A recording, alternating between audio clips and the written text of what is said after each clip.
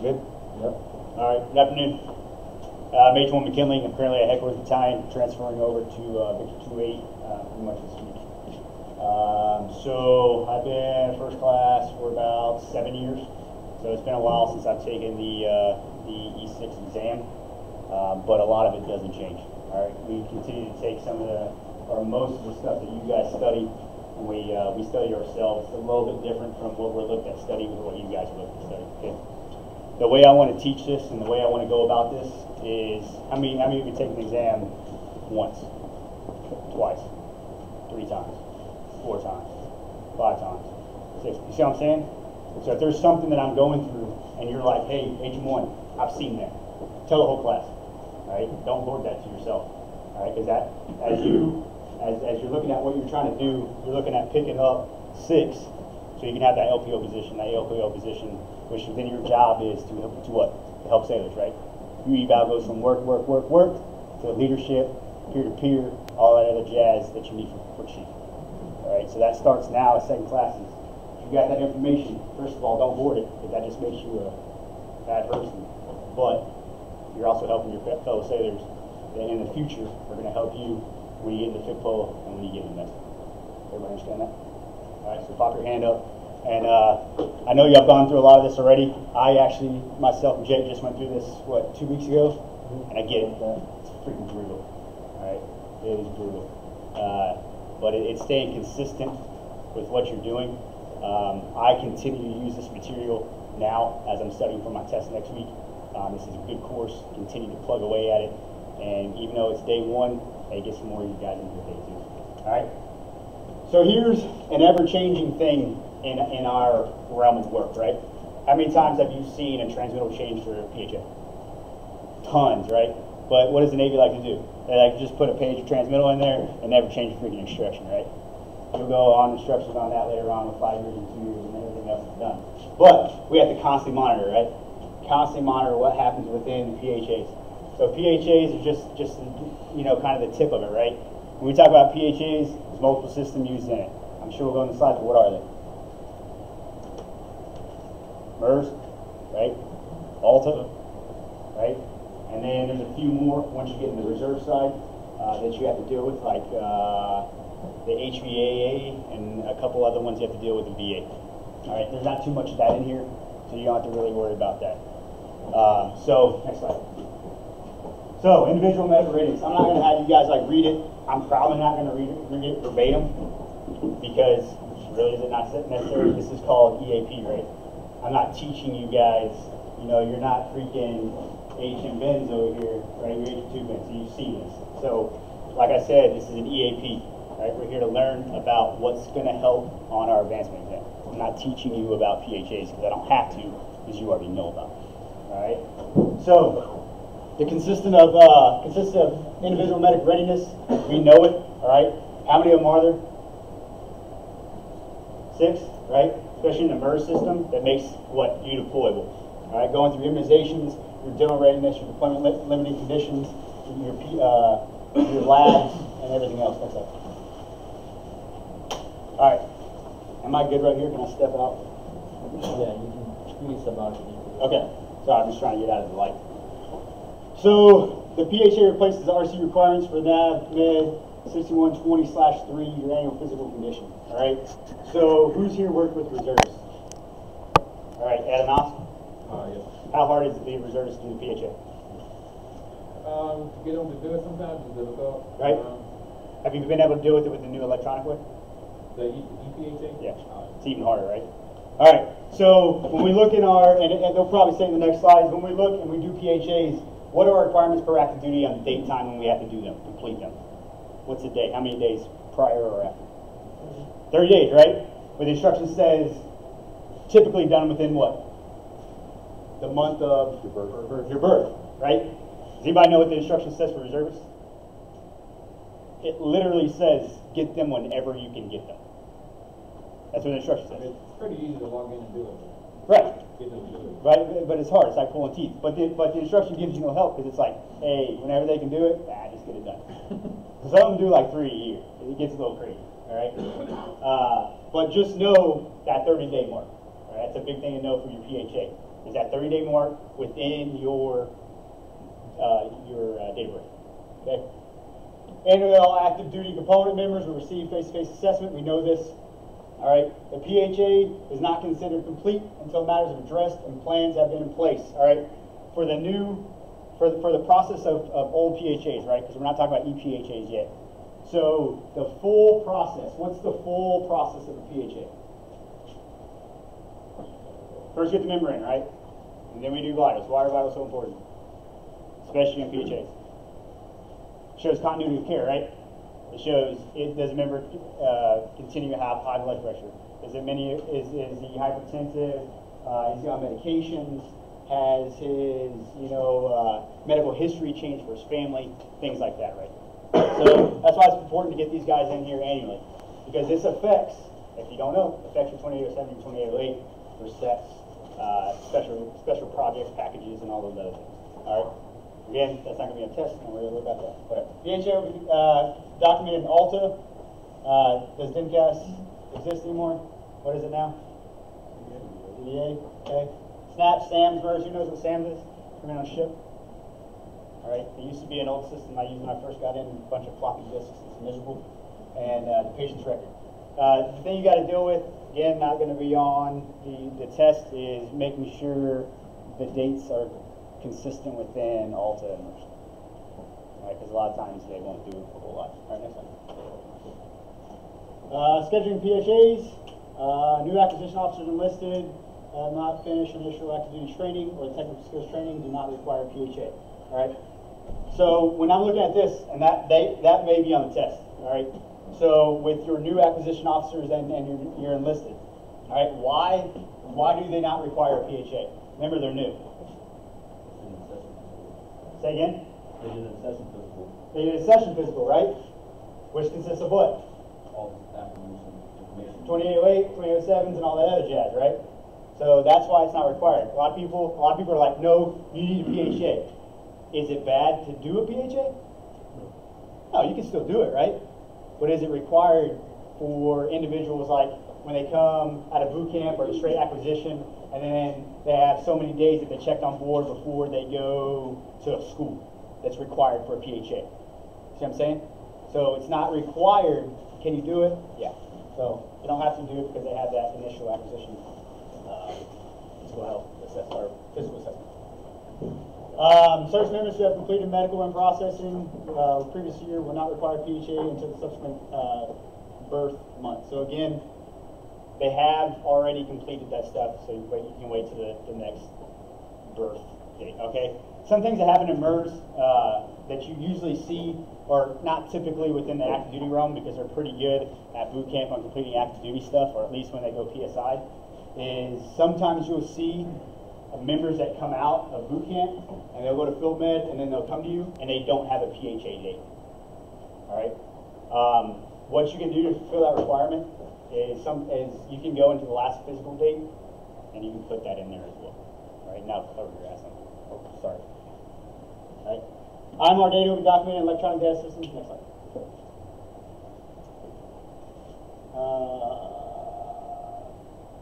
All right, commanding officer's responsibility.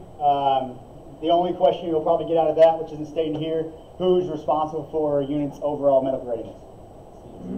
The CO, every time. All right, that sounds like a test question, doesn't it? All right, next slide. All right, here's some of your forms. I've seen some of these on the actual exams. All right, here's one that I've seen. All right, 2766. Who else has seen that? Oh yeah. All right, who else has seen at least one of these? All right, and then typically what do they do with one of those? They'll put it in like question 26, and then like question 48 will be another one, and then you'll backtrack to 26 and like, what did I put? Raise your hand if you've done that. Yeah, we've all done that, right? Like easy 603 alcohol class. Was it? This one right here? So make sure you guys jot that down, right? Make sure you jot that down. Fun fact on that, can that be in paper or does it have to be in cardstock? Cardstock. Right by instruction? Alright, so usually these three are in there, and most of the time they're separated, and just make sure, double check yourself. If you're going to put post-health deployment, go back and make sure you did the post-health deployment again. And if you did, figure it out. Okay. Easiest way. What's the easiest way to kind of remember this? Pre, 5, post, 6, and then your post 3 is totally different, right? It's an even bigger number, right? Because we do first, second, third, right? So easy kind of way to look at that. And then this one, most of the time, is always on there, right? It's always on there. All right. So with this, what's the instruction we're going over right now? What's the instruction number? 6120.3. Which deals with what? PHAs. 6120/4. All right. As long as you know, because you know instructions, right? You're doing them little tests before we do this, right? The test in the beginning of the day that goes through. Hey, that helped me out a lot when we were doing the EAP. I was looking at that constantly. All right. And then I started getting like ditties in my head, like this doctor is 60 years old, so he does this and all kinds of stuff. All right, you figure it out. But these are things you remember. Hey, I'm going over PHA. The instructions 6120. I know that right here. And then now I have like 2 different ones to choose from because it's going to be like 6120/4, 6120/5, 6120.4, all that jazz, right? Next slide. All right. Primary care manager participates in the PHA process. Not going to do the test. Active duty within 30 days. We already covered that, right? Boom. Big hit. And then, of course, the senior reserves, again, perform based on annual requirement date. So basically, whenever they can do it. Kind of going off track on that. This is a big thing with your reserve unit because they're not always there. A lot of times they get activated or mowed like right off the bat. Just do a PHA as soon as they do, even if they did one 6 months because they expire before they leave. All right, so this is one.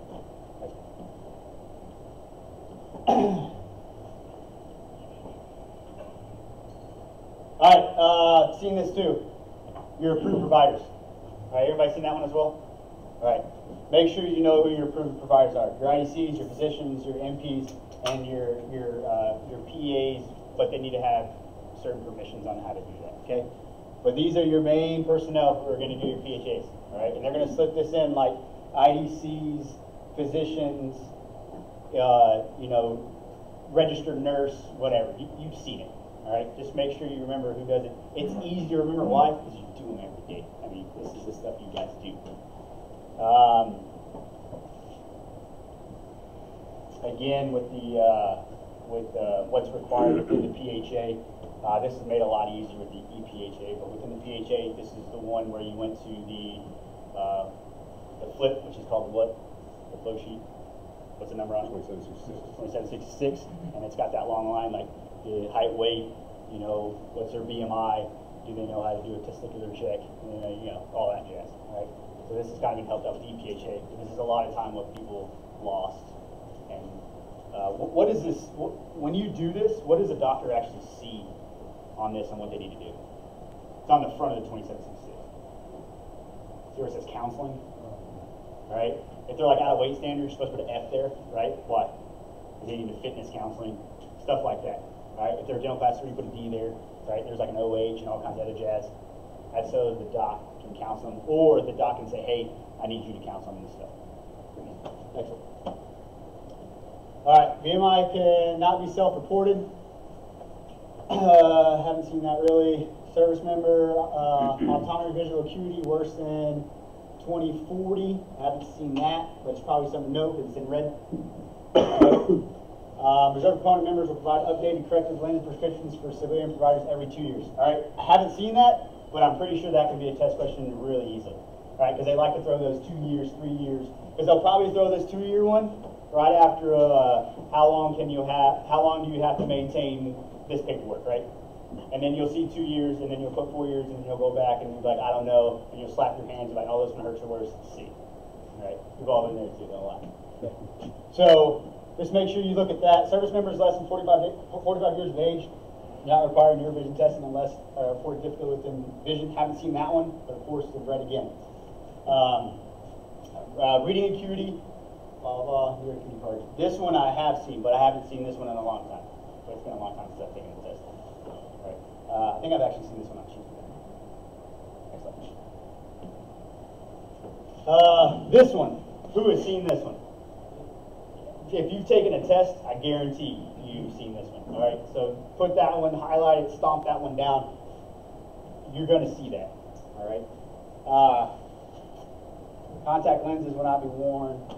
All exceptions are emission of central contact lenses prescribed by the government and documented in the record. Military combat eye protection may be counted as one pair. All right, so yes, that's a thing, but where do we really identify this and make sure it really happens? MERS, right? Who's done their MERS report and they're like, man, I just dropped 4%, and you're looking, you're like, I don't even know how, right? And it's what? Specs verified, right? It's very easy for us to do what? Oh, I did that today. I did that today.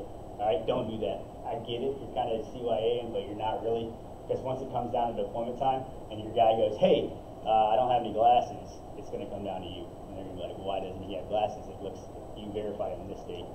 So just make sure, give him a call. The best thing is all your senior line corpsmen should have this documented somewhere in their little realm of their world on who needs lenses, when the verification dates, medications, and all that other jazz.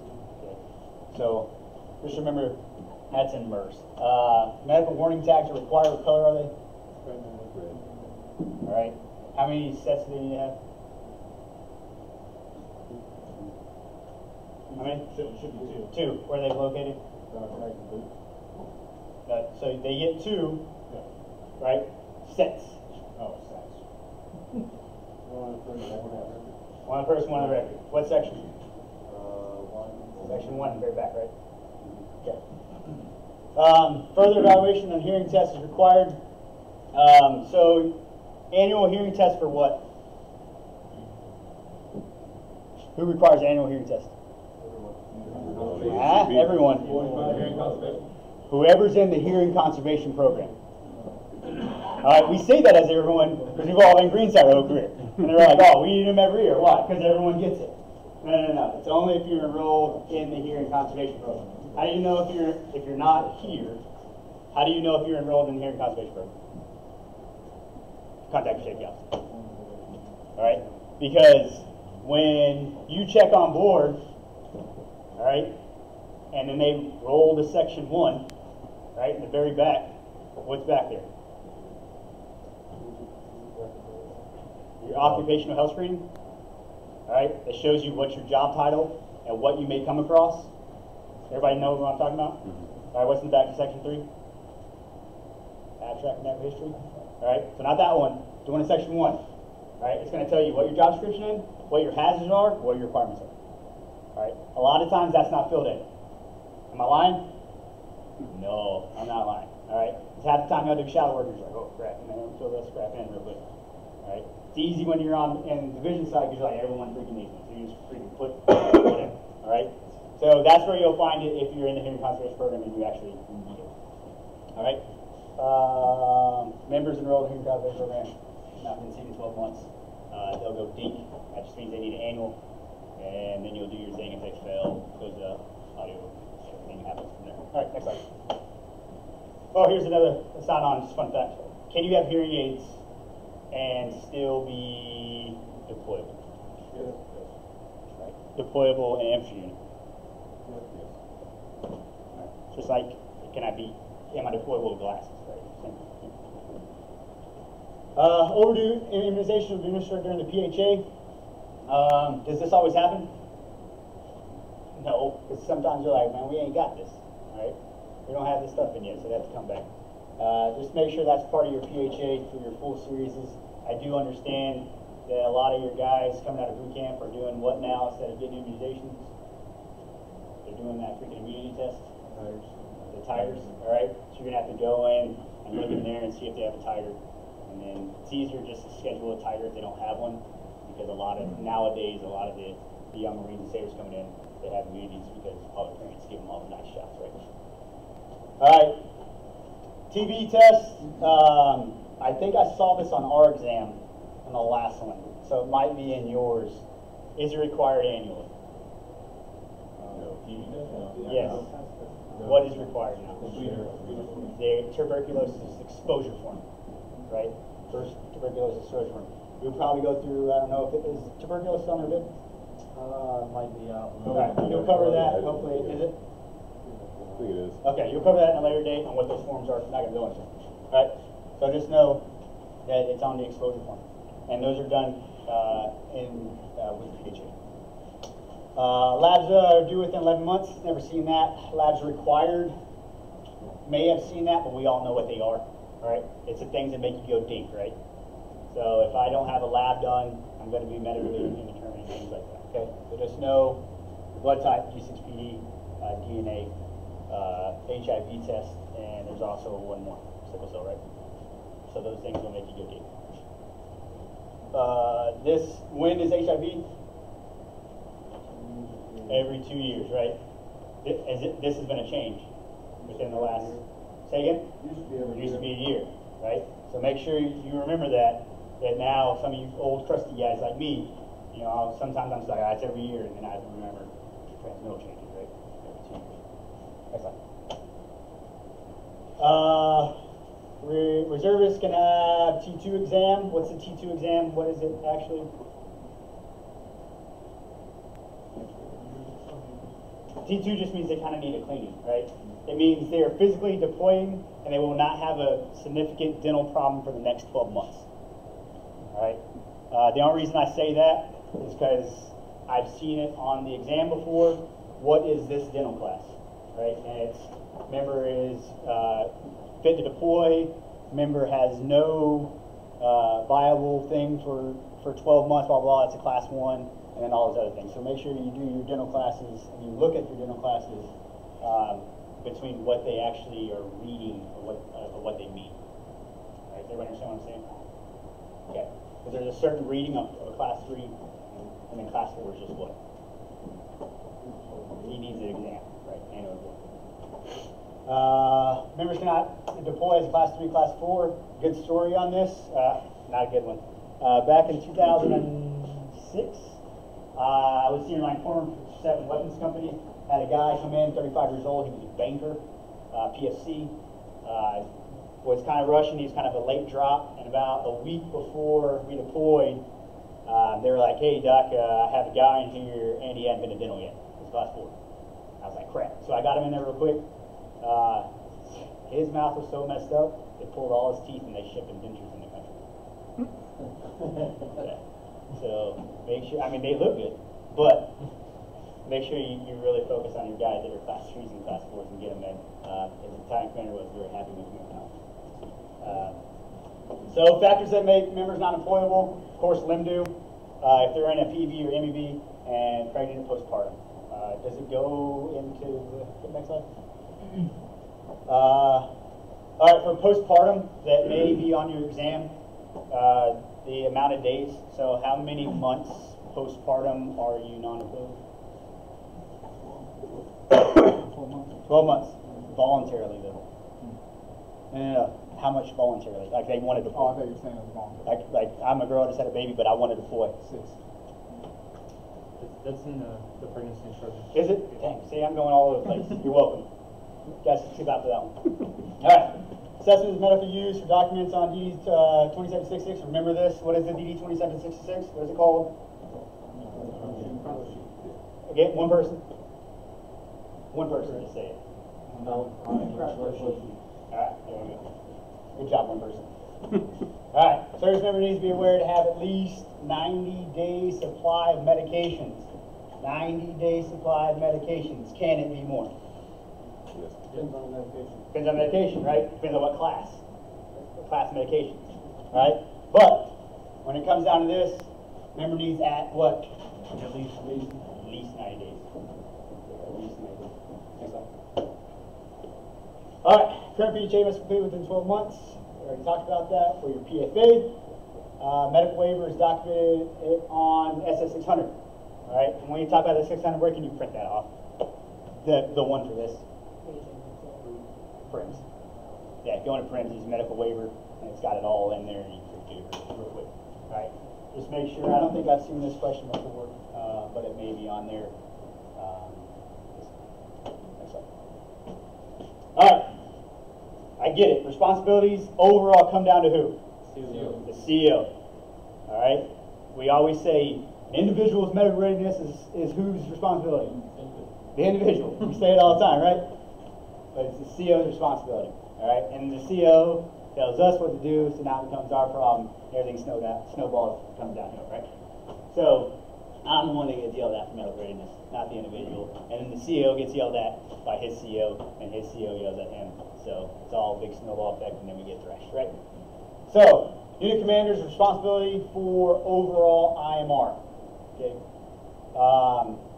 We've all seen COs shut down live and all the trash for IMR, but it is the CO's responsibility. All right, and you can also use that. Be like, hey, sir, we put down so many messages. We've done this and this and this. You know, we try to do IMR, and he's like, well, what can I do, Doc? Well, it is your responsibility for the instruction. They don't like to hear that, but it is. All right. So, vitals, immunizations, phlebotomy, heart exam. Next slide. All right, provider's responsibility. Commission, contract, and government service dentists are only dental health care providers authorized to perform T2 on active duty personnel. Okay, commission, contracted, government services. Okay, here's one that a lot of people don't know. Good knowledge, probably be on the test. All right, so reserve and active duty.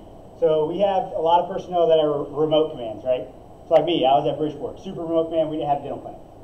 So I actually had to travel one time in my tour there to go see a military physician, right? Because I'm only authorized to see a dental physician 2 exams within 3 years.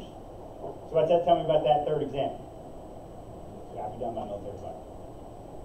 Same thing with reserves. That's why it's kind of, we used to hire people to come in and do it. We had to get dental officers, or they had to do it while they're on AT, things like that. Excellent. All right. PHA, biggest things you need to know for the exam. What's a PHA instruction? All right, huge. What is the actual PHA form number? What are your pre-deployment, post-deployment, and post-deployment health reassessment numbers? All right. How many factors are for IMR readiness? 6. All right, immunizations, blood work, pre-deployment, limiting factors, all those things, right? So I think we hit the big wickets. All right, there's typically, I want to say about 4 or 5, maybe up to 7 questions on PHA. Really, usually not that many. But the only thing I saw on this slide that I really want you guys to go back and look at is what makes you, in your IMR, what makes you not medically ready, what makes you medically indeterminate, and what makes you partially medically ready. Does everybody understand what I'm saying? Because you know how you print out the IMR and it says like partially medically ready, and you're like, oh, you know, why is it partially medically ready? Or you need to know why. Because they might sneak that from what I remember, they might sneak that question in there. All right? So review that. It's pretty easy once you see it. One of them is if their PHA and dental are not done, and their blood work, pretty much their initials, their initial things, and then one of them is like immunizations, HIV draws, spectacles, things like that. And then of course not medically ready is like what? Their LEMDU, right? For reservists, I've seen this on reservists, if they're TMPQ, what's TMPQ? Temporarily not physically qualified, all right? So just know kind of those 3 things. Any break? Or push? Push. What's next? Dental? TRICARE stateside guys. Woo! TRICARE. Who knows TRICARE? Don't lie. Exactly. All right. These are the questions you see on the exam, and you're like, there's not an E that says refer to dental office. Right? Because every time we get a dental question, you're like, hey, go to the dental office, or go to the TRICARE office, they'll tell you about TRICARE. Right? So, and then there are some questions on here that we'll look at, and I've been told my whole career not to nuke it, so I'm gonna tell you something. All right. So TRICARE stateside service guide, and when it says TRICARE stateside, and get that. What else is in this guide? The TRICARE overseas program, right? So don't focus just on the stateside thing. Slide.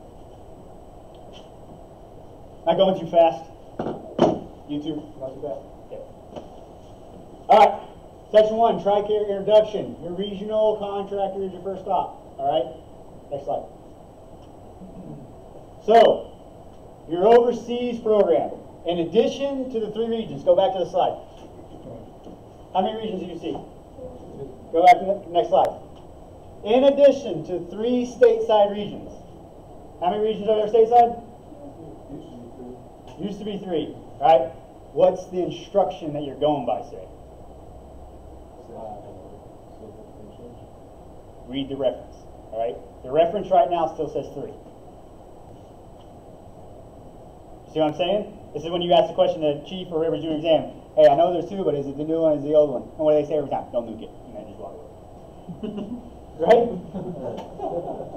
That's why you got to read your references. All right? You got to read your references on what does the reference say.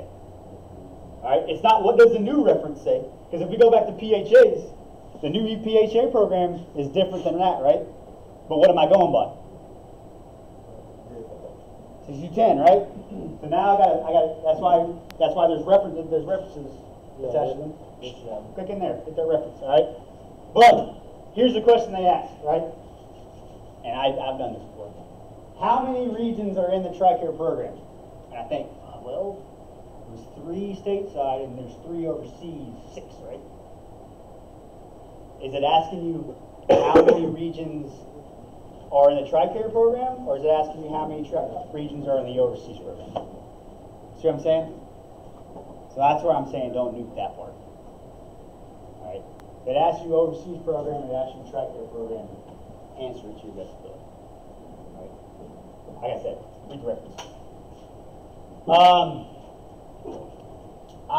Has anybody seen the actual regions listed? I haven't. Has anybody seen it?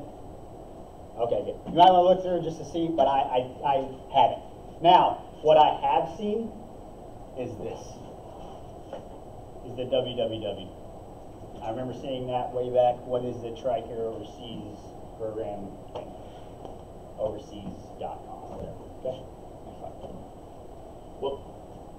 Okay, so I don't think they're going to ask you what's the number for the commissioning corps for U.S. Public Health Services number. Pretty sure they're not going to ask you for that or any of this phone number type thing. I've seen the nurse advice line. You've seen the nurse advice? Tell me where 1-800 TRICARE? I've seen that. Right here? Yeah. So you've seen this? Yes. All right, write it down. All right, 1-800 TRICARE or 1-800-874-2273. If you want to make a song for that, go ahead. Okay. Choose option 1. All right, I haven't seen that, but that's what I like to hear. Like, hey, if you've seen it, you've seen it. Next one. All right, so getting help in an emergency may or may not be on it, but if it's like if a family member needs to go to emergency room, are they authorized to go? True or false? True, right? Because I can go to an emergency care facility or urgent care facility, and it will be covered. Right? Why do I say urgent care? Because some people are like, oh, you can't go to urgent care, right? Because some small towns are 50 miles out of a emergency care facility, so you can go to urgent care. That's why they need to know. That's why you have to contact your command or contact your TRICARE office or contact the hospital 24 hours after, so they can go in there and figure out, hey, this guy doesn't be charged because of this and this. We have information. Okay. Psychiatric emergency, person's immediate threat to himself or others. They can't be seen. They're usually seen at an ER, right? Typically, most ERs have physicians on staff. They usually only have one to make rounds, and that's their only job. Right, that's their only job. Sometimes they are a little bit overworked, depending on how big the facility is, because a lot of times they also deal with children. Do not need prior authorization and must notify regional contractor within 72 hours. All right. So this isn't the key word on this is what? Emergency. All right. So that's things you need to identify. This TRICARE is really big about what's an emergency and what's not an emergency. Okay. We can identify an emergency. Right. Super important. All right. Eligibility. Any branch services to include Coast Guard, NOAA, and Public Health Services. All right. Luckily, myself, I kind of know a little bit about this only because I was at a NOS for 3 years in Springfield, Missouri. And has anybody had to do ID cards? Okay, I had to do ID cards once a month. So I'd hear all them screaming guys yelling at me, why is this taking so long? Why is the deer system shutting off? Why am I not eligible? I did 4 months in 1964. Here's my DD-214. Where's my retirement ID? No. All right. So these are your main members, and you're going to see them. All right. You may or may not on the test. I think I've maybe seen the NOAA for the National Oceanic and Atmospheric Association, but who qualifies? All right. This is active and reserves. Right. Next slide. Eligibility. We'll do it on the next slide. Here we go. No, go back. So eligibility for active members, all right, or reserve members that are more than 30 days. Okay, more than 30 days. So how many days does a reserve member have to be on active duty to qualify? 31. Okay, more than 30, right? I've done it. I've done it. I even done it on the practice exam, like 38. I'm like, wrong, 31, like that. Sure. Okay. So 31 days. Remember that, 31 days. Active family members, including spouse and dependents on active duty service, includes National Guard Reserve members activated for more than 30 days again. All right.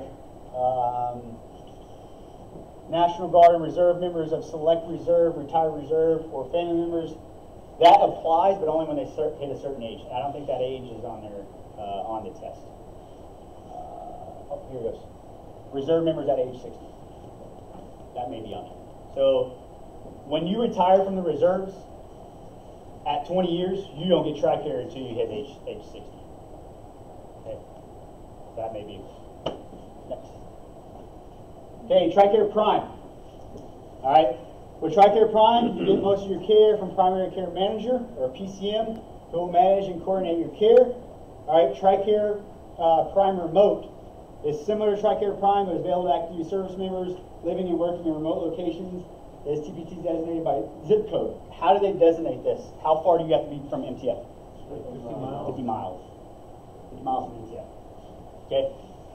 Or 50 miles. Sometimes they can classify as also 50. I think that might, next slide. TRICARE Select is available to TRICARE eligible beneficiaries who are able to or choose not to enroll in TRICARE Prime option. And that can be sometimes when they live 50 miles from anybody who accepts TRICARE. Okay, not just from MTF, but if I have Doc whoever and he's more than 50 miles from me, then I can use that. Okay. National Guard Reserve options. So TRICARE Reserve Select. They do pay for it. All right, a lot of reserve members actually come and they're reservists and they come do their once a month just to pay for this. All right, that's the only reason they come to make money is to pay for their TRICARE. All right. All right, here's another thing I wanted to cover. I've seen this on a test. If they deploy, and they come back, them and their families are continually eligible for 180 days. All right, does everybody understand that? They're still eligible for 180 days. The back of their freaking ID will show it that they're still eligible for 180 days. Okay. Next slide. TRICARE Young Adult. Okay. So the only thing about TRICARE Young Adult that may be on the test and how they might be able to phrase it is a member enrolled in TRICARE Young Adult required to update information in years? True or false? Or yes or no, or whatever. No. Okay? TRICARE Young Adult, the member no longer has to be in years. The service member or the sponsor does. Everybody understand that? Because they update the ages and they can see the ages so they don't need to be updated into the years, the addresses and everything else. But their service member just continue to have to, because this is actually doesn't get paid through. It doesn't go through like they can take an allotment out of their retirement for TRICARE. This actually has to be paid to TRICARE. There's no allotment. So TRICARE for Life covers for individuals that have Medicare Part A, Part B, regardless of age or where they live. Okay. Typically, members that are 65 will start getting TRICARE for life. Or retired members will start getting it at 65. U.S. Family Health Plan is a TRICARE Prime option. I've never seen that. Has anybody seen that? I haven't. If you do, if it might say something like, what is a TRICARE Prime option? Blah, blah, blah, U.S. Family Health Plan, blah, blah, blah, blah. So maybe never seen it, so whatever. All right, supplemental healthcare programs is eligible for service members, certain others need medical care that is available at military hospital or clinic and your specialties. So a lot of that's going to be done by your PCM doing what? Referring you, right? That's like me. I can't go out in town and say, hey, I need an x-ray. Right? What do they tell me? You need to be referred by your physician. Okay. I can't do that. There are some different things like that, like Planned Parenthood is not one. Like you can go in there and say, hey, I need this pill. No. That's all government-run stuff. That's not on the test. So don't put Planned Parenthood on anything on your test. Extended care option or ECHO gives supplemental services to AEFM who qualify based on specific intellectual or physical disabilities. I haven't seen this one. I have seen the exceptional family member program on there under TRICARE options. Right? But have you seen the classes? Everybody knows there's the FMP classes, right? I haven't seen those. I've studied them before, but I haven't seen them, so I wouldn't focus too much on them. You enroll in the EFM option on the test. Have you? The 2792. Okay, next slide. I think it's in here, if I'm not mistaken. I kind of went through a little bit before I got there. All right, your dental options. TRICARE Active Duty Dental Program, TRICARE Dental Program, and your TRICARE Retirement Dental Program. All different programs, all right? But all can pull allotments out of retirement or your actual check. We, of course, get the, what? Active Dental Duty Program, all right? And then, the biggest thing about the dental program, which I think we'll go next slide, we'll go down later. Okay, TRICARE pharmacy coverage provides prescription drug coverage for TRICARE beneficiaries. Your pharmacy contractor is Express Script. The only thing within knowing this is they may ask. I think there's percentages on how much coverage for certain items. All right, I think I've seen it once. But the biggest thing to know if they ask, like, does TRICARE cover all expenses for medications? Because they don't. Right? Like currently my wife's on prenatals and they only cover 7%. All right? Even though we're here in freaking the Camp June area, it still applies kind of everywhere, depending on who your pharmacist is. Next slide. All right, covered services. Important to use TRICARE authorized provider. It is important to use a TRICARE, all right? Use a TRICARE provider because what happens is you're going to get a bill. And then you're going to call them like, hey, I'm on TRICARE. And I'm like, well, why don't you go to TRICARE provider? And you're like, I thought I did. And then they're like, nope. And then you're at the pay. All right. That's not on testing. Medical covered services, certain types of blah, blah, hospitalizations. Good. I haven't seen this. Next one. Hospice care. Has anyone seen that? I haven't seen that either. I've heard a lot about this. But I haven't really seen it. Good. All right, so this is a huge freaking list, right? Things that you don't think, just use your corny brain, right? Like, will they cover broken leg and sprinting? Yes. Will they cover acupuncture? No. Why? They cover the first. There's a limited number of people covered. All right. It's like the same reason why they don't cover freaking certain types of chiropractic, right? It's why they don't cover certain amounts of plastic surgery. All right. Will they cover plastic surgery? In what cases? Medical necessity. That's exactly it. All right. So yes, when they say no, they will cover prices. Yeah, they will. Medical necessity. All right. So a lot of these things that you're looking at, like covered services exclusions, not all. You know, some of these things you kind of have to use your brain. I've never seen this on an exam. All right. The reason why I've never seen it, and the reason why it probably won't be on there, is there's a lot of gray area within this, right? Because I'm looking out in the room. Is this a gray area? Birth control? Super gray area, right? Because some women get it for TRICARE uses that are just typically not only for birth control, right? So there's gray area. I haven't seen it. I don't think you've seen it, Jake. So if you want to review it, you can review it. Next slide. Okay, TRICARE vision. Your eye exams covered depending on your beneficiary status, your age, and your TRICARE program option. With the TRICARE program, see people have glasses. Anybody have a spouse that has glasses? Do they have to pay for them?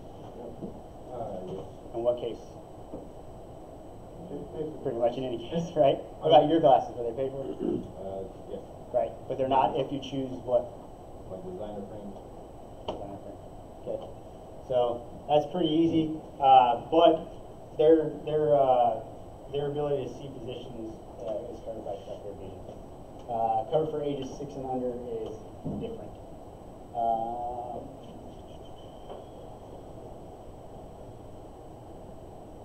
I haven't seen any of this.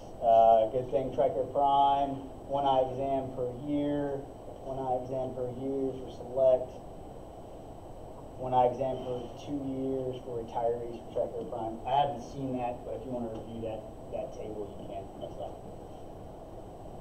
TRICARE Prime and TRICARE Prime remote beneficiaries usually do not file claims with healthcare services. Okay, why?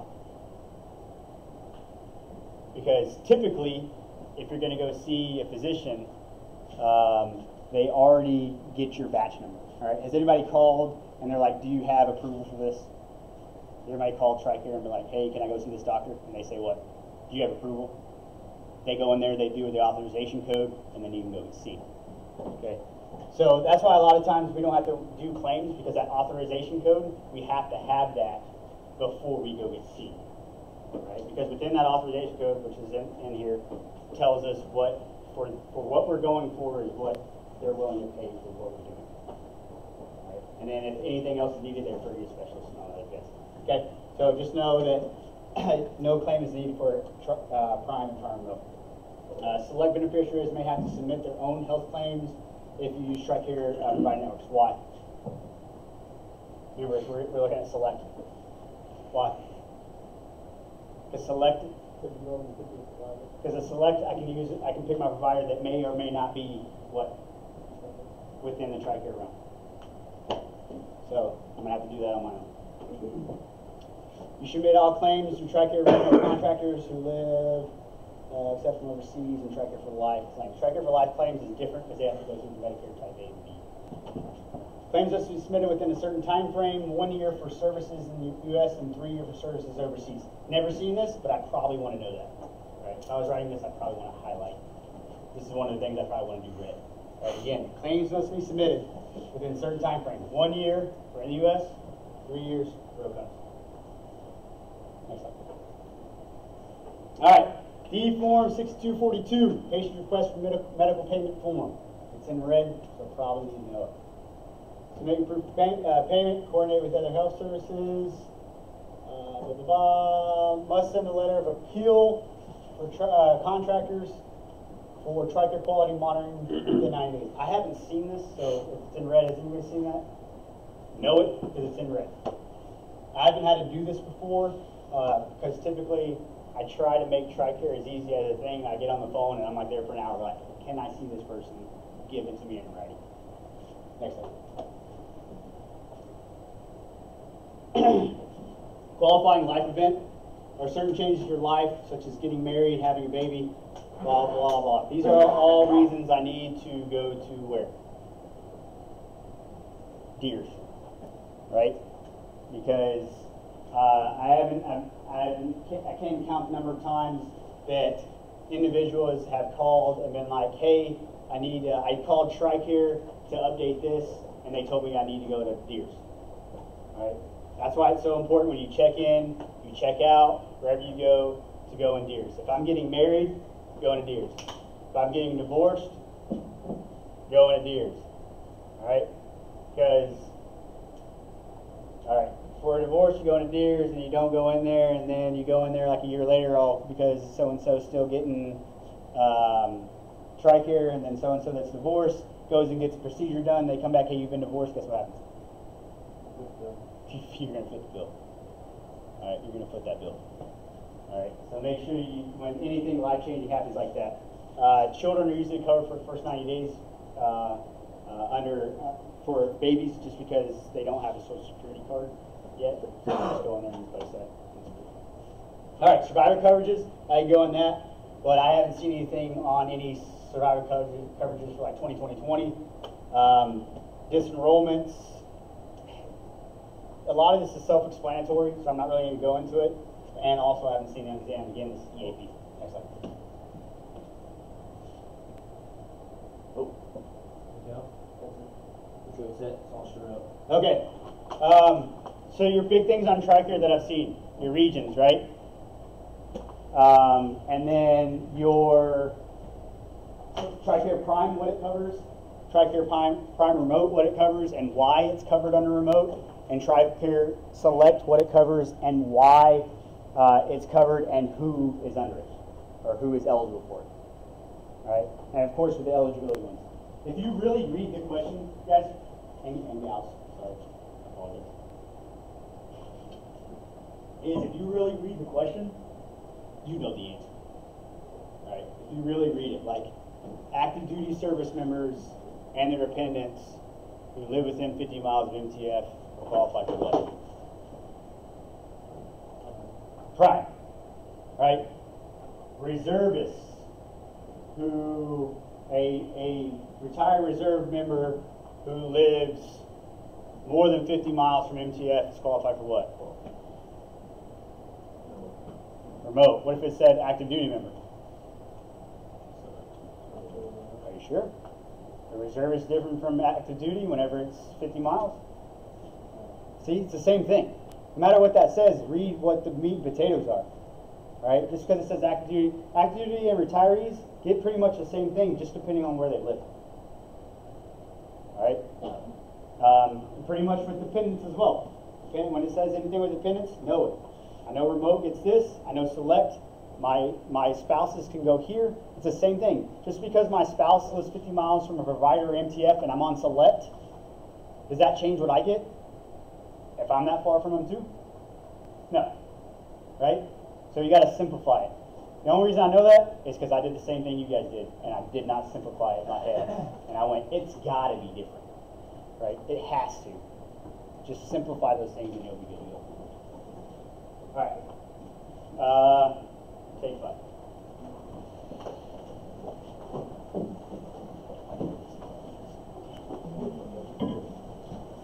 You got 2 more, right? Yeah, you got 2 more.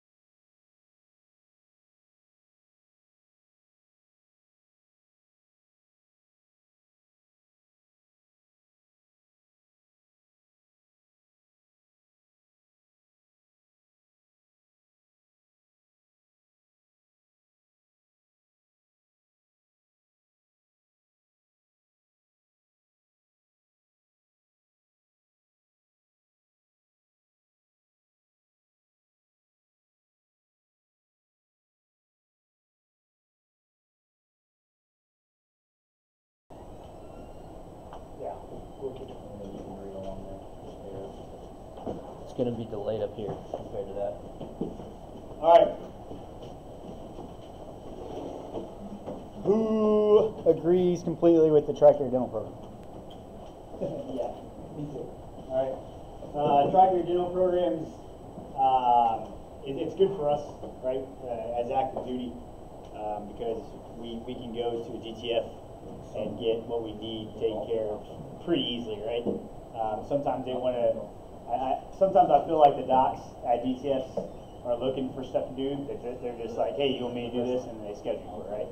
I feel like our dependents, to include our spouses or our children, are kind of getting shot because there's so much kind of gray area within the TRICARE dental program. But we'll try to hit. Does anybody mind the way I'm doing this? Right? Because if we did it line by line, you would think there was 20,000 questions on your freaking exam. All right? I'm really trying to give you the information I think is important. I appreciate you guys saying, "Hey, seen this, love it." But if you guys want me to change it up, I'll change it up, or I'll just continue to hit it up like this. All right. If you're gonna say no, I'm gonna do it again anyways. All right. You're in the National Guard. I don't know if that's saying you are in there, like you were actually in there, but okay. You're in the National Guard Reserves and out on active duty. This includes members of Individual Ready Reserve and Select Reserve. You're the family member of a service sponsor. This means you are, okay. All right, you're a family member of a service sponsor. This means you are a spouse, unmarried dependent, stepchild, or adopted child, which requires paperwork in what system? Years. All right. Pre-adoption can happen, but you need your court paperwork. And your sponsor has at least 12 months of military service equipment left for you to get TDP. Those not eligible for TDP include active duty service members, including activated reserves, former spouses, retirees and their families, and foreign military personnel. Okay? Yes, go by that. Okay? Because there are some instances where foreign military personnel can't get it, depending on where they work and what echelon they work at. But go with that. Haven't seen it, but we're working on it. Ages-related eligibility rules: children with disabilities that occurred prior to the age of 21 or who are attending college are covered under the age of 23 until graduation date. Okay, this is kind of concurrent with the what program? EFMP. That's kind of how they know what's going on.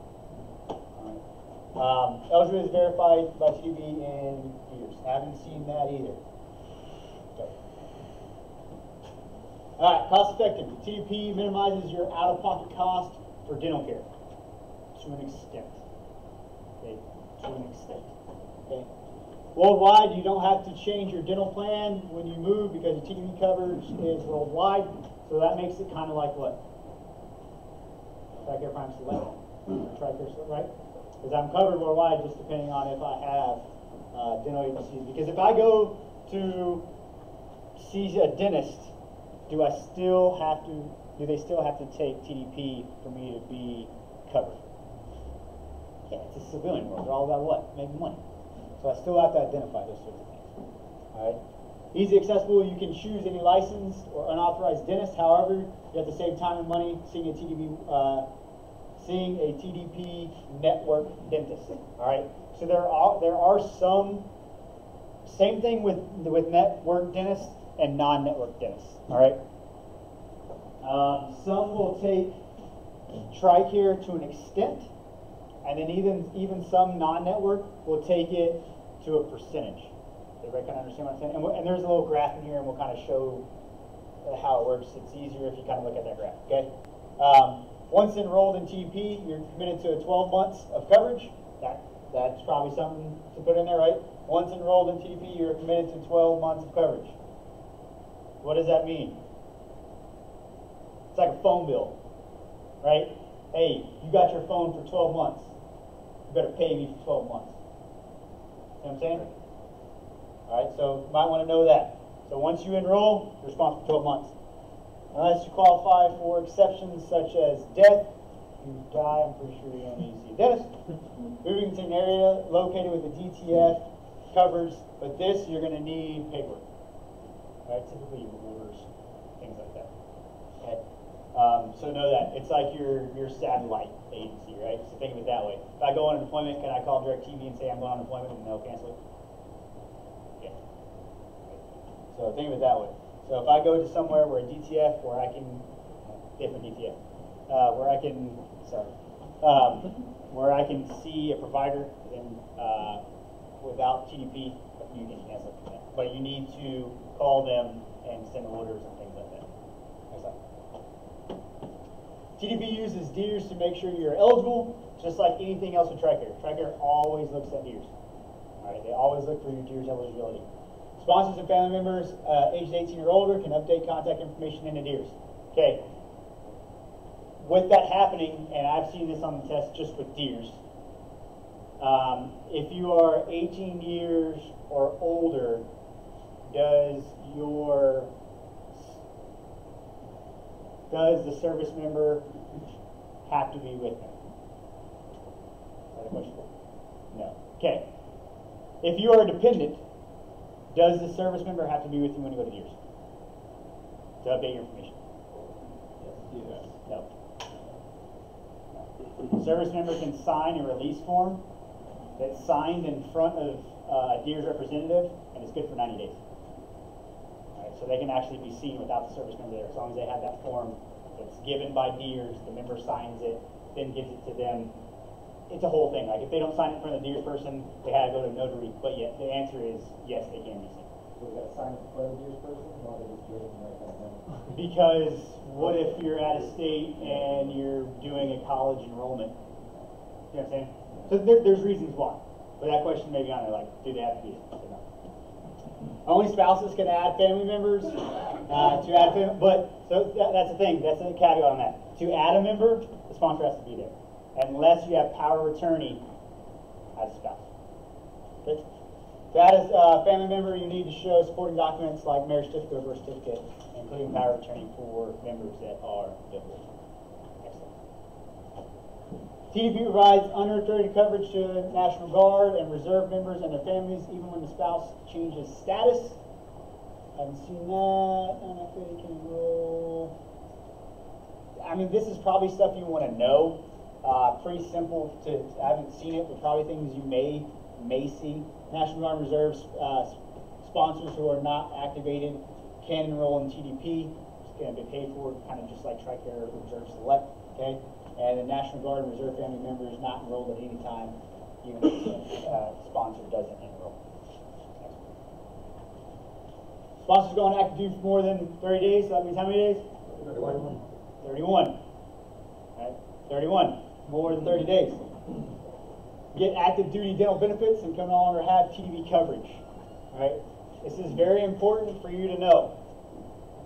All right? Not for the test, but you continue to pay TDP because you're paying TDP and you go active duty and you just think it's going to fall off, think it's going to fall off? No. Call them. You're going to have to call them and say, hey, I'm now active and they'll change all that. Everybody wants their money, right? Even though they're supposed to look in DEERS monthly. Have never keep TDP coverage during this time. So sponsor families, however, may keep their TDP coverage during this time. When active duty ends, sponsors serving the National Guard and Reserves can get the TDP for themselves and their families. Now, not in here, the member is covered for how many days? 8. If you're a member of the National Guard Reserves and you get dental coverage through a civilian employer, make sure the plan provides enough coverage before you enroll. All right, that applies for multiple different things. All right. I've seen a question years ago, might have been on a different exam, but it said, can a service member spouse have multiple healthcare coverages? Yes. All right, they can have multiple healthcare coverages. Mostly it's with spouses who are under the age of 26 and their father or their mother or whoever was a sponsor is like a contractor or something like that, and they have like Blue Cross Blue Shield. They can still have TRICARE But TRICARE will never be their primary until they're over the age of 26. Okay? So they can't have multiple. All right. Next one. All right, here's your thing, right? All right, so the types of dental services you get and the sponsors pay grade affects your cost share, kind of like CDC, right? Which is the amount you pay for dental services. So I look at my covered services, my cost share for pays E1 through E4, my cost shares for E5 and above, my cost shares for sponsored beneficiaries. All right, kind of doesn't seem fair with E5 and above, right? Because how far does that go above? I don't think as much as general fucking so-and-so, right? Anyways, so diagnosis 0. I don't know if I've seen one of these. I think I might have seen like a percentage on there, maybe once, but it was one of those ones where you're like, why would I need to know that, right? But it's here, all right, for your information. So you look at this, look at your diagnostic, your preventative, your emergency service, kind of group these, like, this is kind of pre-workup stuff, right? I'm not really getting too much done, all right? So you got your 0, all right? And then start going from, and I can break this down, right? The thing I love about Foreman, I'm going on spiel here. The thing I love about Foreman is we have the ability to see things like this and see levels of care, right? So I can see something like, oh, if I break my finger and I need a Band-Aid, that means that much money. Or if I break my leg and I need surgery, you think that's going to need more money? All right? So we can kind of look at these things through our minds and see kind of a percentage. Like, all right, at the start it's 0, and then I'm starting to need, oral surgery, it goes up. I'm starting to need implants, it goes up a little bit more. It's something, either you're going to study this, and you're going to be like, all right, I know the percentage for everything, quiz me. Do you know the PHA instruction? You're like, no, but I know the percentage, just go ahead and quiz me. You see what I'm saying? Like, it's good to look at, but I haven't seen it. Maybe on there, may not. You gotta look at the table. Right? There's no way I can just shove this into your head right now. Wish I could. I could try. Okay. All right, dentist. All right, whatever. CONUS services area includes U.S., Guam, Puerto Rico, and U.S. Virgin Islands. Why? They're all territories, right? So, like you're playing Jeopardy. You get that question, and it says freaking London, England, whatever, and Guam, right? Pretty easy for CONUS, right? Because if I think Guam, I might be thinking no CONUS, right? Let's go TDP and say, well, I remember TDP, CONUS includes territories. Pretty easy, right? Use TDP network dentist. The dentist follows the TDP rules and cost of care, which is what percentages from the last slide. You won't have to pay more than your regular cost share for covered services. Your dentist files your claims for you. All right. Again, with that last one, you're going to have gray area for certain types of. We get dental techs in here. Anybody's a DT or dental NEC? All right. I know there's a different filler that's paid for and a different filler that's not, right? So when those questions come up, it might be one of those like, is this covered? If you're not a DT, ask the DT out there, all right? But it's so much grayer with the test and these TDPs, all right? I've maybe seen 2 or 3 questions throughout it, but most it asks who's eligible and how are they eligible. All right, who's eligible and how they eligible. Non-network dentists have agreed to use the TDP rules and costs for care and could result in you paying out of pocket. It shouldn't even be in there. You're going to pay out of pocket. All right, if you use non-network dentists, you may be billed, okay, you'll be billed for the full fee for your care. All right, and you can argue and rather complain. All right. You pay the cost share plus the difference between the TDP's maximum allowance and what the dentist charges. You may have to complete ceremony, blah, blah. Next slide.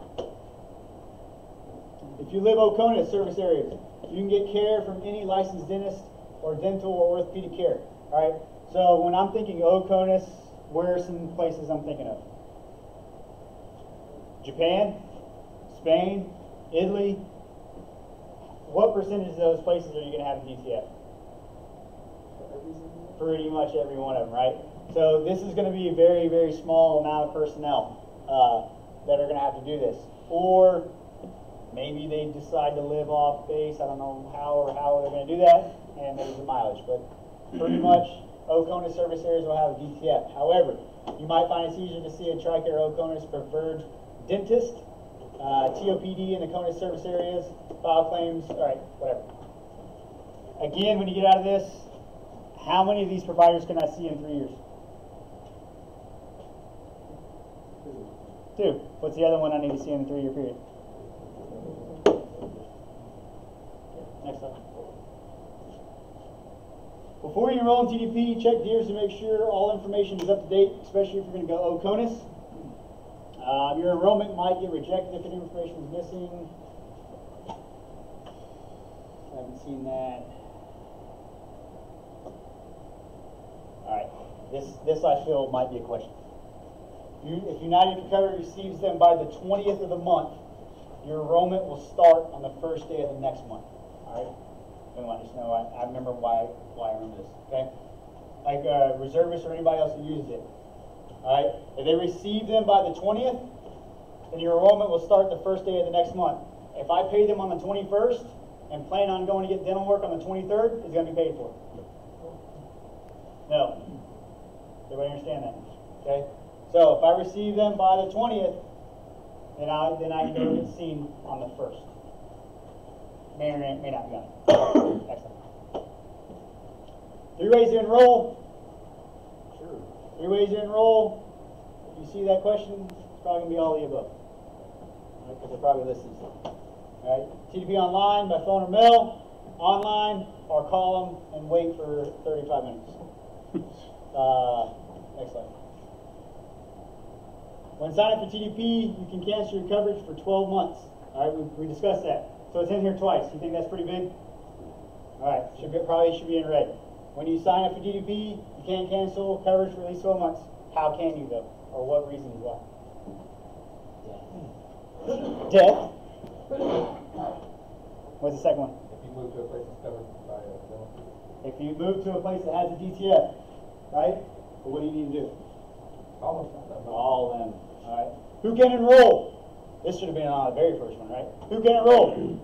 One active duty family member, one National Guard Reserve sponsor separate from the family, one National Guard Reserve family member separated from the sponsor, 2 or more eligible family members. National Guard Reserve sponsor cannot be included in a family plan. So might want to go over those once or twice. Premiums may vary. Premium amount changes each May 1st. You guys got so many freaking dates in your head. Alright? That probably won't be on your test, but I'm going to tell you right now, again, that premium amounts change each May 1st for TDP. This has been sponsored by 8 okay. The following outlines maximum coverage. I haven't seen it, but they're numbers. What's that? Like I said, I haven't seen it, but they're numbers. Next slide. All right. TDP, guys. When I'm thinking about what's going to come up in this test, all right, and I have to look at how many. Who's taking 6 tests? 5 tests? All right. How many TDP questions do you remember? You remember 10? You remember 8? You remember 4? Right? I can probably ask all of you. We could probably go through the test and you couldn't find the TDP. Right? But the thing is, they're going to ask you the meat and potatoes. Right? So they're asking me potatoes. If I pay for it, how many months do I have to get it? Alright? Those are the kind of things they're going to look at it. They're not going to go, I can't say that. They may go in the weeds. But meat and potatoes is instruction. That's what you want to know. Meat and potatoes is instruction. Alright. Cool. I'm already at my time. Here we go. Next one. Correspondence manual. Are you understand? Well, I think I fixed it. Alright, this one is 43 slides. I am super going to hit the meat and potatoes on this. Alright? right off the bat, before we even say anything while he's pulling this up, how many inch margins? Yeah. I had another quiz in it. What's our font that we use? What's the font size? What comes first, from, to, or via? From. And then what? And then what? Can there be more than one via? Yes. If there's more than one via, how do I label it? Numerically with what? Parentheses. All right? My top right, there's typically most times 3 lines. What do they consist of? My SSIC code. My what? Daytime group. Originator. Okay. Do they change opposed to memorandums to business letters? Yes, they do. We'll cover that a little bit. Dates. How are they written? On the top, right. Say it. All right, so it's January 7th, 2019. How do you write that? Okay, not 07. 7 space, capital J, capital A-N?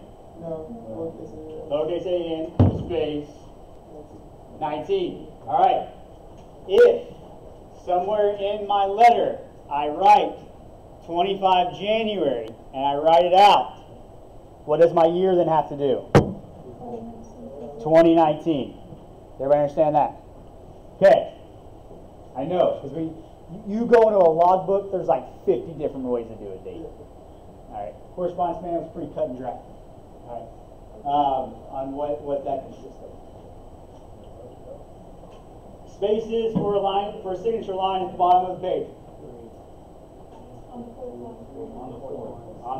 Starts on the 4th line. Where at? Center. Is it centered or is the first letter centered? Alright. Hey, I still do those. I print it out, fold it in half. we all do that. Alright. I'm good. At the typewriter. I'm glad that my education has continued throughout that. Letters on the bottom of the page. Starts on what page? Second page. How far from the bottom? Half an inch. What do you do? The admin guru. What's your job title? Legal. I'm a admin clerk. Yes. Where are you at? I need to call you. Yeah, no shit. I'm gonna send you all my memos. Like, boom. Can you make sure this is magic? All right.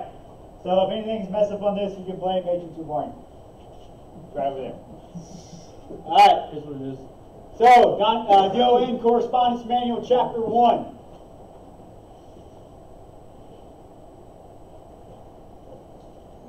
Next slide. All right. Okay, go back. We got to say something about Chapter 1. All right. Secretary of the Navy administers the DON correspondence. Who administers the DON Correspondence Management Program? SECNAV, right? Who's SECNAV? Huh? Who's SECNAV? Richard Spencer. There you go. The Honorable Mr. Richard Spencer. Huh? Who's SECDEF? Nobody. Who's acting as SECDEF? Mr. Shanahan. That was on my Senate court board the other day. I fucked that up. I said, man, no madness.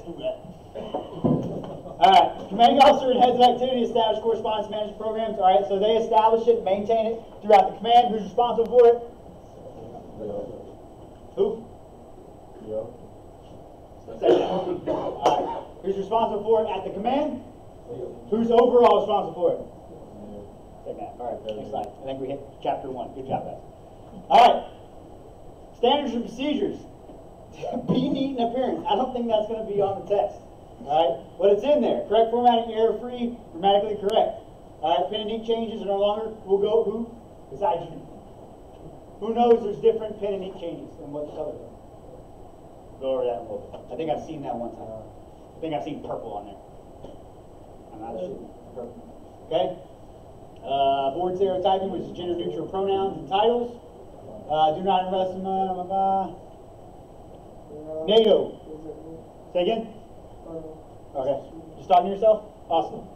use the, come see Psych later. We'll handle that. All right. Use the forms and abbreviations in NATO Standardization Agreement number 2066 layout for military correspondence. It's probably not on there. All right, I just like to read it. Okay, and remember this address because it's probably gonna be on there. No, it's not. All right, next one. All right. Use of the change of command address communication directly at the top of the official. All right. So I'm doing memorandums or letterheads at the very top. All right. Make sure your letterheads are correct because they constantly, not constantly, they'll change though. All right. Who said, hey, is that Bachelor? Okay, I said, hey, Bachelor, hey, I don't have this freaking memo. I know you wrote one. Can you send it to me? All right. What do? I take it and I change what? The body. Exactly. I go in there and I change the name, the from, the to, the via, take some enclosures out, change the reference, boom, boom, very bottom point of contact, me, freaking boom, boom, boom, boom. Get the CO to sign it. I send it to I send it to the CO, and he goes, hey, well, I'm not from freaking Second Langsdale, because the letterhead up top is from this guy over here, and then the CO's like, hey, you're dumb. I mean, you're stupid. All right. So make sure you look at it, and you look at it all. Okay. A VIA addressee is able to forward correspondence with the endorsement. All right. Typically with a VIA, probably not your test, but why am I using a VIA?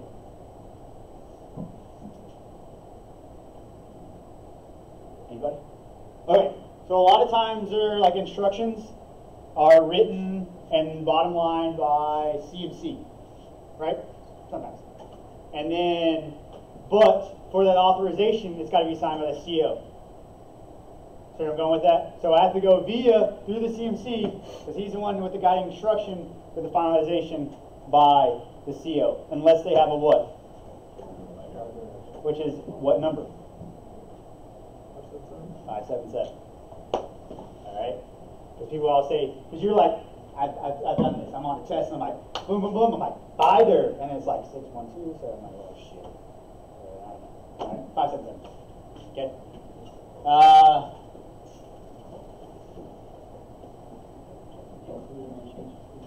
Next slide. Individuals writing higher authority, personnel effective commands.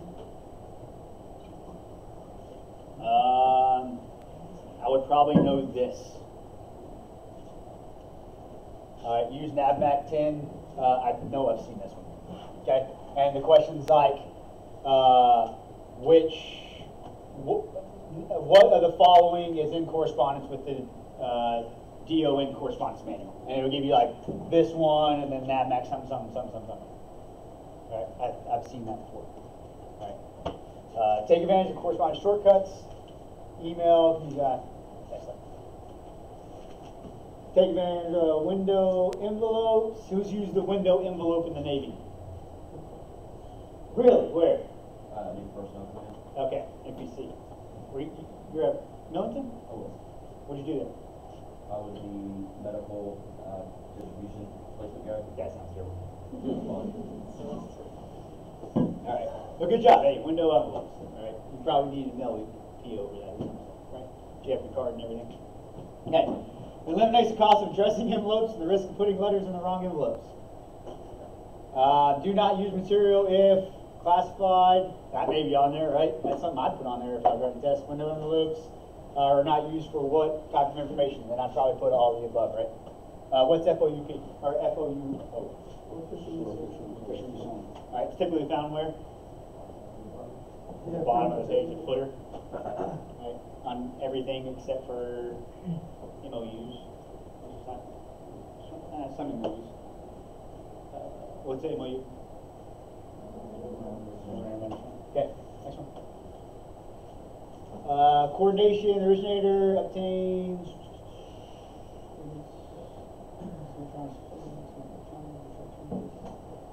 Alright, when I saw this and I read this one, this is the only one that kind of popped out to me.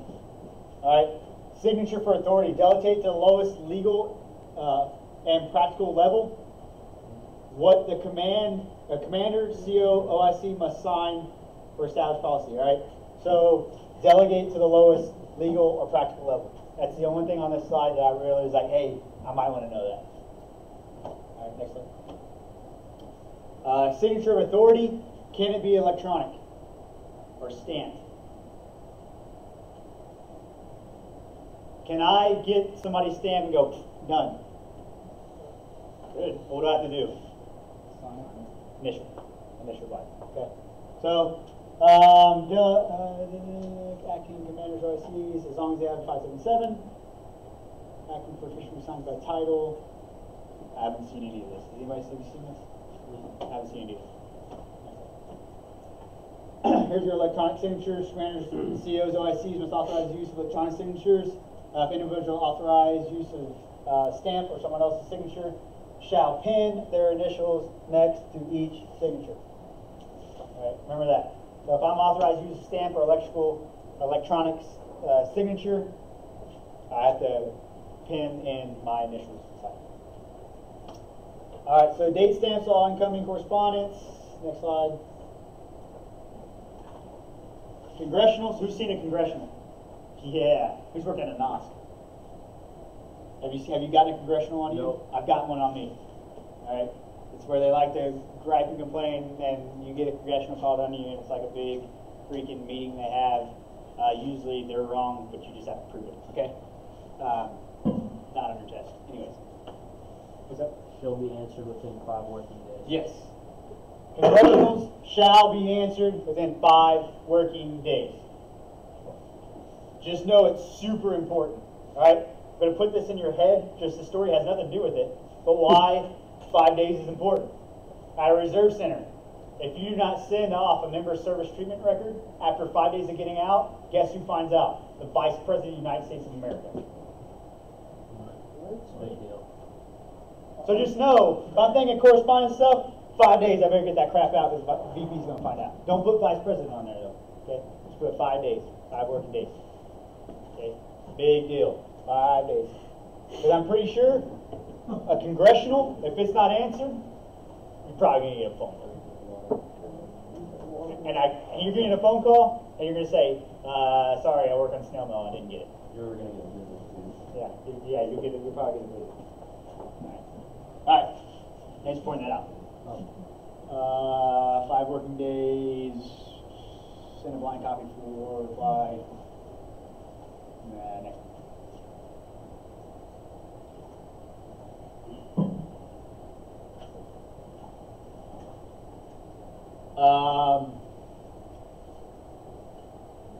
I should go back because that's go back one. So this for open line. Oh, sorry, no, next slide.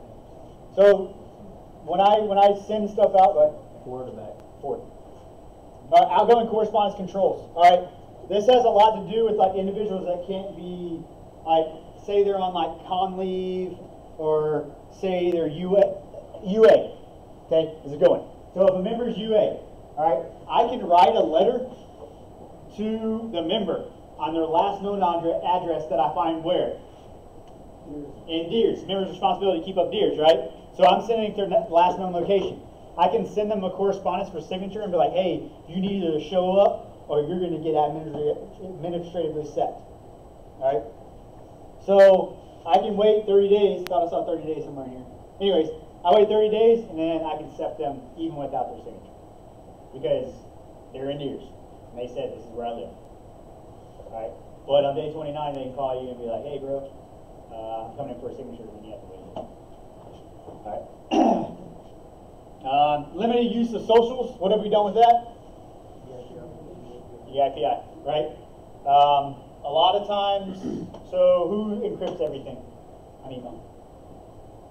I encrypt every email I ever sent. Why? Because back in the day, when we didn't use EIPIs, we used socials, so everything was encrypted, right? Because it just had to be. Are there still, I mean, there's not really, I was trying to think, can anybody think of anything that gets sent out with a social? Eval extension. Eval extension letters? Yeah, that's a good one. All right. But typically those are mailed, right? So typically you send them, I mean, you can call them, but hey, I'm about to send you one. But typically they're mailed, right? because you really want those to get in their own PDF and everything else. Email, For anything, mail. medical records, reports. IMRs? Last If I print out an IMR, one, yeah. last one will be there, but we'll full social? That's still PII. So there's not too much things left. Everything's got your service number on it. It used to always be your social at the end of everything. You lost it? You had it and then... Well, some tracking enrollment forms or something, like some folks are not using it. Yeah, some do. All right. Also, most of the time with socials now, and I'm going off on a tangent, so sorry. Most of it now with socials are just lack of education. All right. Especially with old salt dogs like me. If I'm writing somebody up for if I'm counseling them, I'm already in the heat of the moment. I'm like, oh yeah, so and so. Oh, this is your social. Like boom, boom, boom. Like yeah, right. But it's just because lack of education. Just because this is being all used, or it's where they're at. Who's talking to them, where they're being, are they being taught, are they looking at the correspondence manual? So most of the time now it's all lack of education. Because everything's used, because even if now if you retired 50 years ago, all right, and you got an ID card that's indefinite, it says it on that, you never have to come back and get another one. They are now required by law to come back and get another card because that one had their social on it. They now have to get one with their EIPI. Right?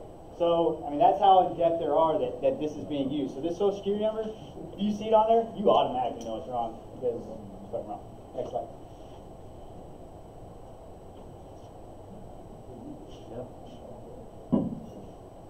What's up? Yeah. Anyway. Identifying Navy and Marine Corps personnel. Generally included in subject line. So how do you identify if it's a Navy or Marine Corps personnel? I mean, yeah, mostly says the rank, but what's it say right after their name? Okay, there we go. All right, we're waking up now. All right. Capitalize the word sailor, Marine, and service member. Navy requirements. Abbreviated rank for officers. And rate and warfare designations for enlisted. No space between first name and blah, blah, blah. Next slide.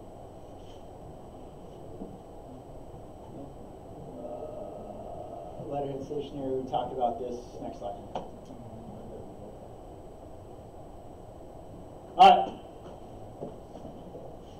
You're stationary for the Department of the Navy. What diameter? What's your margin? Okay. What's your margin from the bottom? For the letter, or for your number? All right, so remember that. All right, if I'm dealing with the top, 1 inch. 1 inch margins, bottom, half inch. But I'm not going to put a half inch DON up bottom, so don't go that far into it, all right? So DON, stationary, 1 inch, margins 1 inch, bottoms half inch. Okay, other seals, emblems, insignias, decorations for devices are not to be incorporated. Begins with Department of Navy, that's top, centered, all right? Typically colored in what color? Blue. All right. Centered on the 4th line from the top of the page. Never seen that. All right. But if I'm gonna talk about my letterhead, with it being on the 4th line, what else is on my 4th line? What's on my 4th line? At the bottom. Signature. Okay. So 4th line for my letterhead, 4th line for my signature, 1 inch margins, 1 inch diameter, half inch bottom. You guys are like, you're just throwing numbers out here. I'm building something over here. Okay. Center activity name, blah, blah. Enclosures may include manuals, pubs, photographs of the correspondence charts.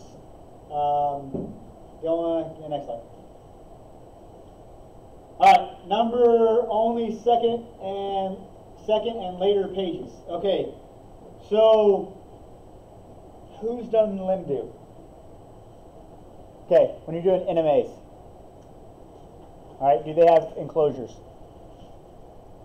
All right, that's the only time I've ever seen where you have to really watch, because sometimes you have to really watch that because your NMA is actually a letter to it, and then your enclosure says letter to it.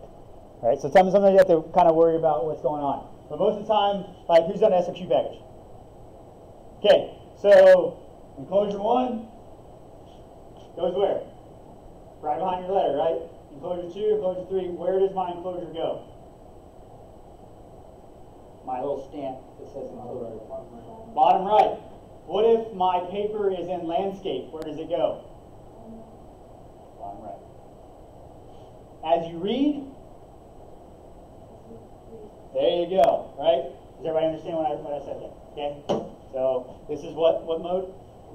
This is what? Okay. When factory prevent sending of enclosures with letters, send it separately and type separate cover letter. Copies, keep the following in mind. Copy 2, which usually goes where? Bottom left. And then it usually says like where the copy is going to, right? Originator, Divo file, things like that. Express military time. Okay, express and a 4-digit base on 24-hour clock. You might use colons. Let's go more on the date. All right, we already covered this, right? Is this correct? Consists of one of the 2 digital day, 3-digit, and 2-digit day mark. 1 June 2009. All right. What does the correspondence say? What we covered already, right? All right. Next slide.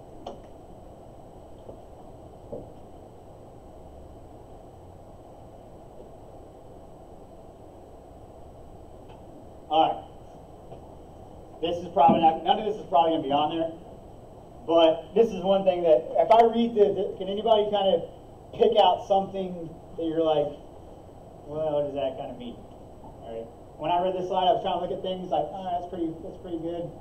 All right. Punctuation, capitalization, spelling, hyphenating, and separating words are not to be done what? At the end of the page. All right. Hyphenating a word can't be done. What does that mean?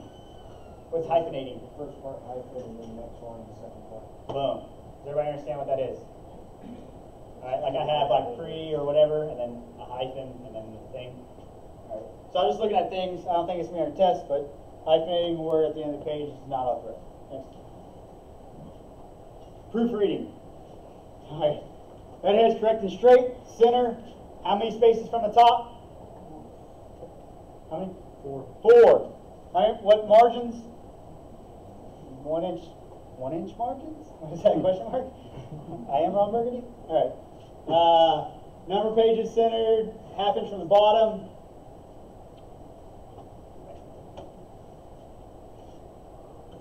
It's probably won't be on your test. We've proofread several times. Typeface. All right. So this is the preferred. I've seen this on the test.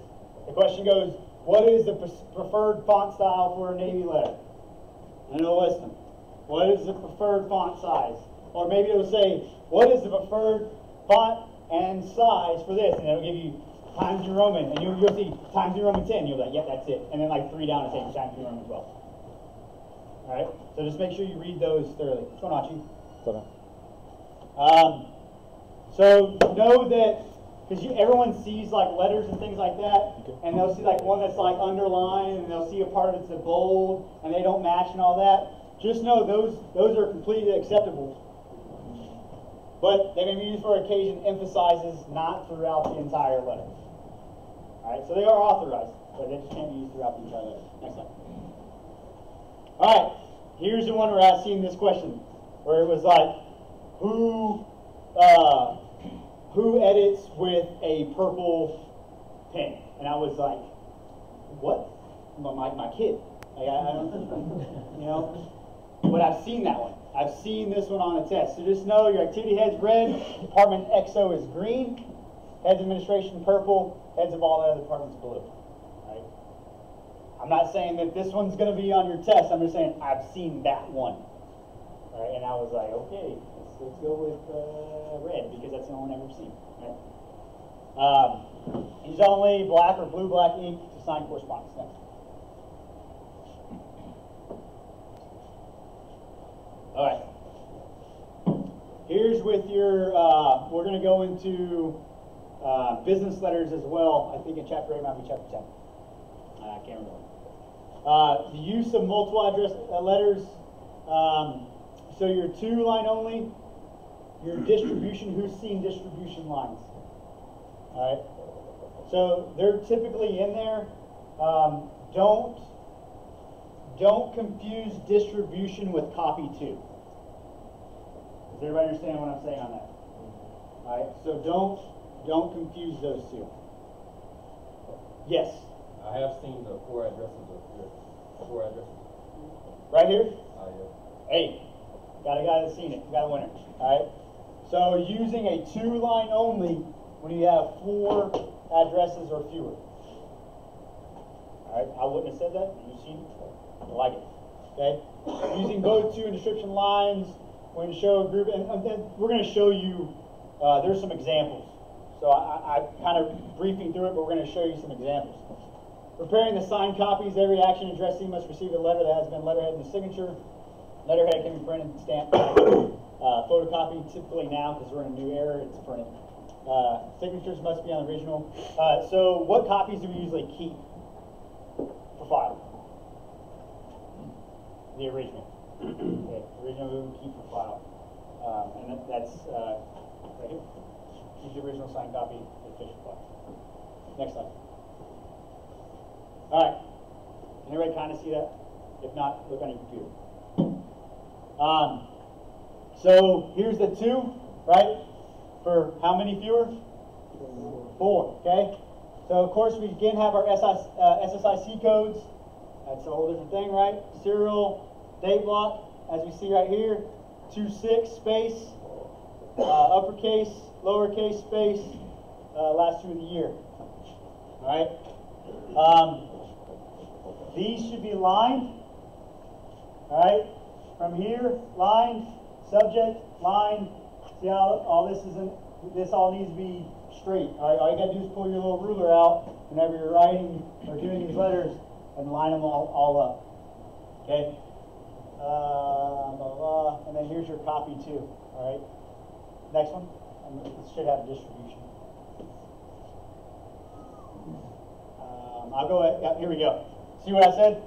Do not get your distribution and your copies different. All right? Don't get them different. So, because this is where I want it like to be put in my record. This is where I just want to say it. Okay. So, biggest thing I want to look at this is kind of formatting. All right? So, who's written naval letters or anything like that? All right? Once you understand it, it's pretty easy. But you kind of have to, like I said earlier, you have to read it, and kind of go through it. And then you have to push the little P with the 2 lines, where that thing is, and it brings up all that madness, and you're like, whoa, right? So with your numbers, and then to your standardization below it, with this A, you just want to make sure it follows in line with the first letter of the numerical. Does everybody understand what I'm saying now? Okay? What happens if this wraps?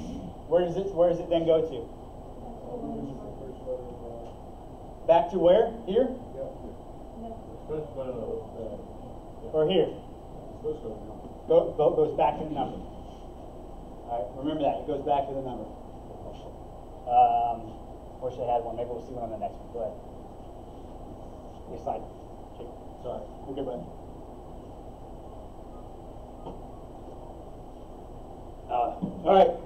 I'm glad they have this one up there because it does show you that you're from. So typically we see this down here, and this comes back to the letter, right? Our froms, our tos, and our vias do not return back to the first line. Does everybody understand that? Okay. Some other things that I've seen, do not, like if you're doing 2nd Marine Division, is that decapitalized or not? No. Right. Same thing with 1st. Does the ST go up top? No. There you go. Remember those little things. Will it be on there? Will it not? Who knows? This is kind of things as seconds that you should be understanding to do. So if it was me, I'd put some of that stuff in there because these are things you need to know. Because these are things you're going to constantly do. Next slide. Chapter 9. Same page endorsement. We've gone over this same thing. The only thing I do see here, what we covered earlier with the via. If there's more than one via, what do we do? Number of princes. We covered that earlier. Next. Adding references. All right. So, with references, how are they put into the letter? Like, how do I determine what's first and what comes? Order they appear in the body. The order they appear in the body. Did everybody hear that? All right. The order that they appear in the body. Okay. Pretty simple, pretty easy on that. We've already covered adding enclosures and how to add those, and they're numerically inside of what? Parentheses, right? And that parentheses is lined up. Remember, if I have a from, lined up from that first line. Okay. Add enclosures. We already talked about copies too, so it's kind of reiterating itself. That's a good thing about correspondence. A lot of the meat and potatoes of correspondence don't change. Right. A lot of the alignments and that's why they didn't ask you 50 questions about correspondence on the exam. It didn't change. Okay. Next. Yep. Copy 2, forwarding your endorsements and copies. Attach them enclosures, identify your endorsements to the original for forwarding to the action addressee. What do we do with our originals? We already said it.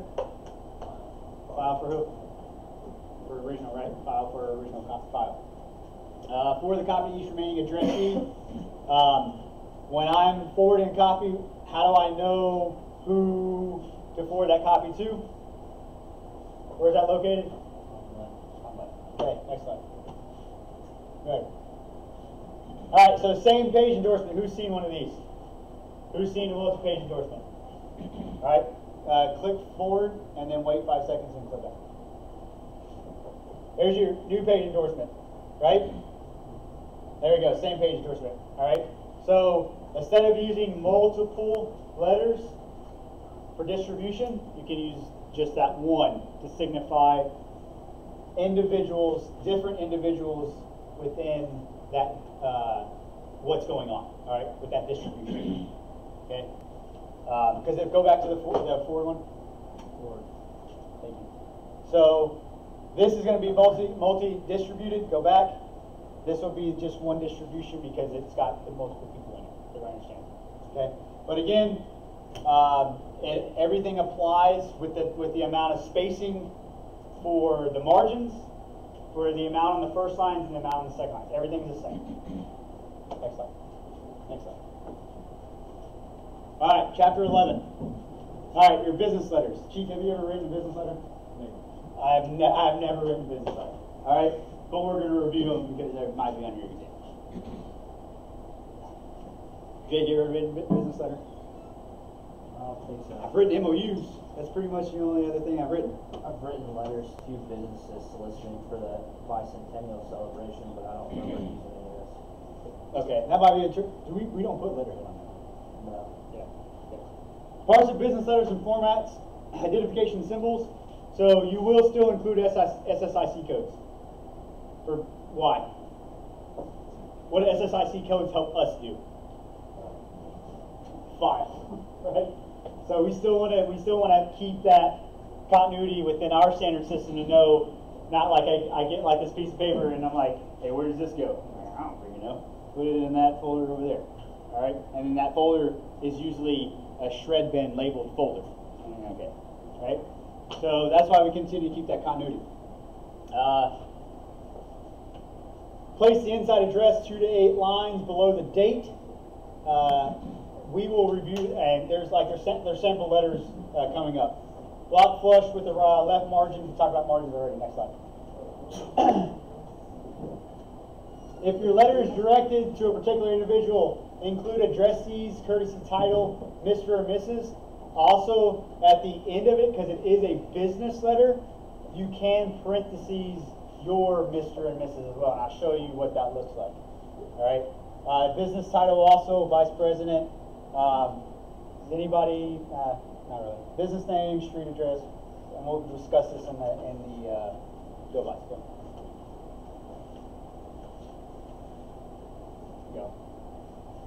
Just go to the letters. Next one. All right, here we go. All right, so you still have your SSIC code. You're still not, but look at the date change. Does everybody see the date change? How's it change? U.S. standardization, right? We're sending a business letter out. So January 1, 2017. Then, how many spaces between the date and our addressee? 2 to what? 2 to 8, right? And then we have our addressee. See how it says Mrs. Vice President, still giving their claim to fame. Line, Dear 2. Here's the main thing you want to look at. Dear 2 and then subject. All right. When I was reviewing this, I thought it was just like any other letter. All right. I got my from, I got my to, and now I'm going to do my subject. When I was reading it. So with the business letter, just know your dear whoever, and then your subject line, your body. Next slide. Body continues with this as your header. 2 space, sincerely, 4 space signature. Blowing minds, right? Like I said, I've never seen a business letter, and I've never seen a business letter on the exam. Personally, I've never seen it. Has anybody else seen one? All right. Still this year. Until freaking this year, 6 of them. They're going to make you write one. All right, next slide. I wanted to show you one more thing. Next slide. Same thing. Next slide. Right here. All right. So I want to make it more personal. Miss parentheses S. Jones. Next slide. That should be it. All right. So, like we talked about with the TDP, what's TDP? All right. Like we talked to you with the TDP and the TRICARE program and the TRICARE Overseas program. Same thing with the correspondence manual. I know they give you all those chapters. All right. They give you all those chapters. There may be 5 questions, maybe on there. But what are the typical questions? How many months are you locked in? What's that? Like, how many months are you locked into? Well, that's TDP. I'm talking about correspondence. What do dates look like? Margins. What's the DON sign? Who's responsible? Who's overall responsible for it? For the command. Who's overall responsible for it? Secretary of the Navy. All right. Secretary of the Navy. All right. Those are the questions they're going to ask. All right. Who's responsible? Who's the second half? All right. Cool.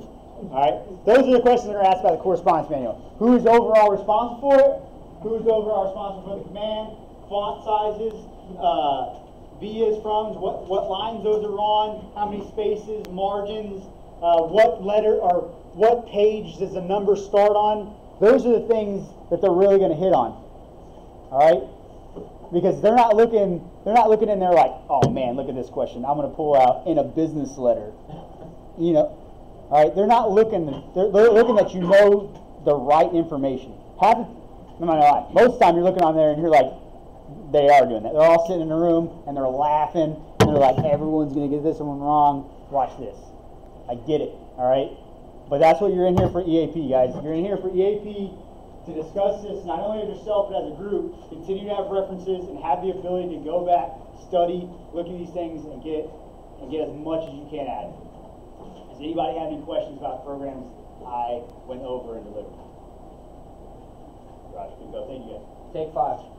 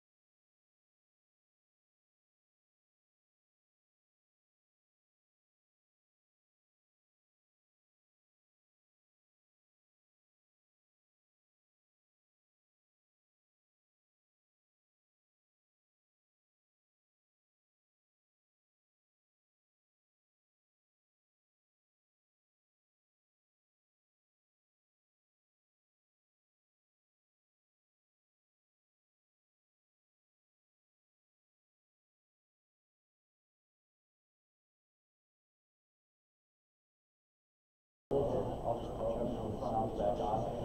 So it's ready to go in there like. And then.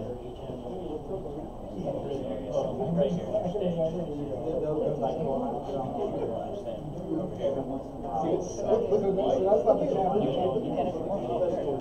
Say, look. I did look at you, yes. Yeah. No, I know. Every once in a while, just definitely. Give it a little spiel and then you it's not like you that look. You don't really want to warm up for a bike ride. You have to for a bike ride. Some abs. So when you get there at like 5:45, yeah, it kind of looks like that. He was like, see you open on. It looks like you have to. You want me to show you what that is? Is there a test question on what sweat is? Yeah. All I'm saying is, sitting there for an hour, playing a rope doesn't constitute weight loss. A lot of battalions actually don't have.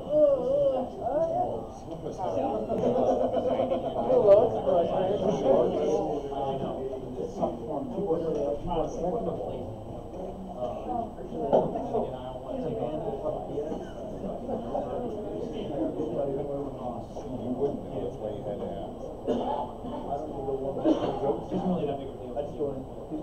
I already said you don't even care about pedaling. Yeah, I was wondering how you wanted to do that. For 20 minutes. That's your call. I guess I could push back to the, yeah, so. 1, 2, 3, 4. I'll pass that. Maybe we're gonna That's what was sign. signed last week. They said they were closing for about 2 weeks. So they're probably refurbishing something. Yeah, both of those. Is that your one meeting with you?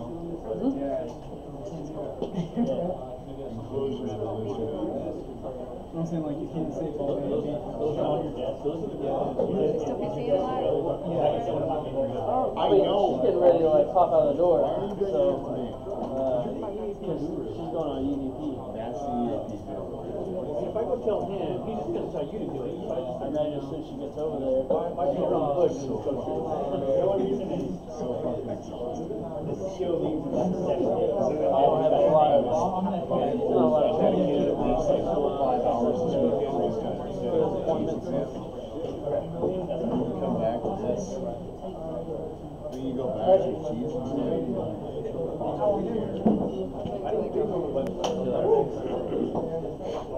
no, but I like the way it very late. You can sit there if you want. Hey, don't. Be honest, Jake.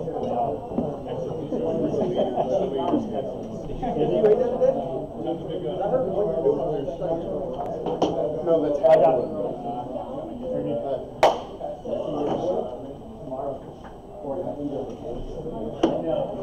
Alright, let's go ahead and get settled so we can get started.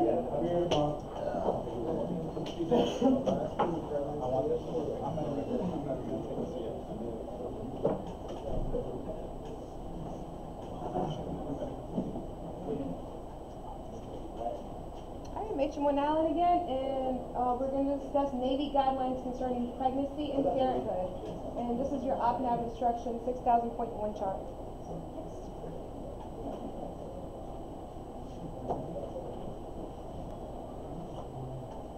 The purpose, Navy administrative guidance concerning pregnant Navy personnel, servicewomen assigned to Navy units regarding assignment, retention, separation, standards of conduct, medical management, normal pregnancies, and it also addresses parenthood issues to include adoption of an infant, child, single male service member as parents.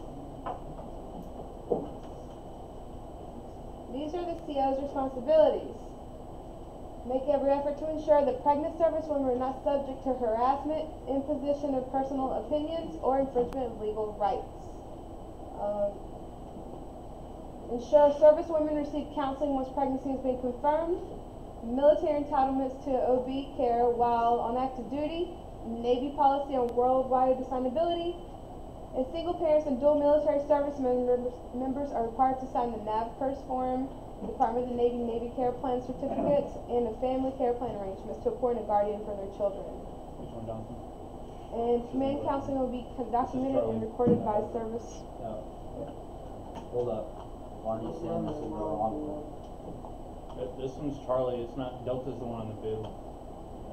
You got multiple in there? I only have one. Are you pulling the ones from the website? Cause the one from the website pulled up. Yeah, I got. That's the one I saw. I got pulled from this other thing since we're using this.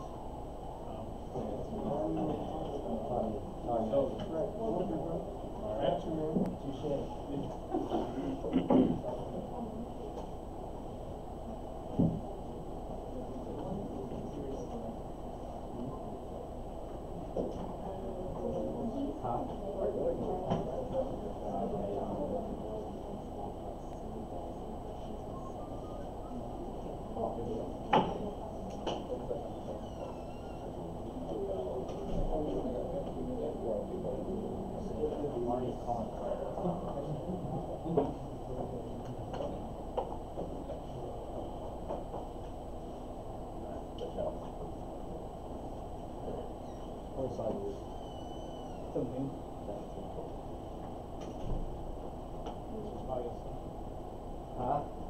What'd you say, Chief? He even puts his name on it too, so they know. Why is he here? Hate the hater, you know? Hey, why don't you teach it? No, it's all you want, Jamal. Well, you wrote it. Alright, so if it's messed up, Yell it. It's all good. Last one was messed up, so. alright. So, again, the purpose is to disseminate Navy admin regulations concerning family planning for active duty and full-time support. The scope applies to all active duty and full-time support personnel, commands, activities. A service member who learns they're pregnant is responsible for promptly confirming their pregnancy and informing their CO. It also discusses surrogacy. Service members are not authorized to provide surrogacy services. Did y'all know that? You can't just decide to have somebody's baby. Okay. No. Next. Operational deferment. A service member who gives birth will be deferred from all transfers to operational assignments for a period of 12 months following delivery. Service members who experience a stillborn birth or neonatal demise, that's an infant death 0 to 28 days following birth, are entitled to 6 months operational deferment. What does operational deferment mean? You already passed the test. Alright, that's right. That you just won't be deployable for that time. You'll be deferred from deployment or operations like that. Adoption, operational deferment. Authorized 4 months operational deferment from the date the child is placed into the home. Dual military results in one member being granted operational deferment, and members who put the child up for adoption are only authorized convalescent leave.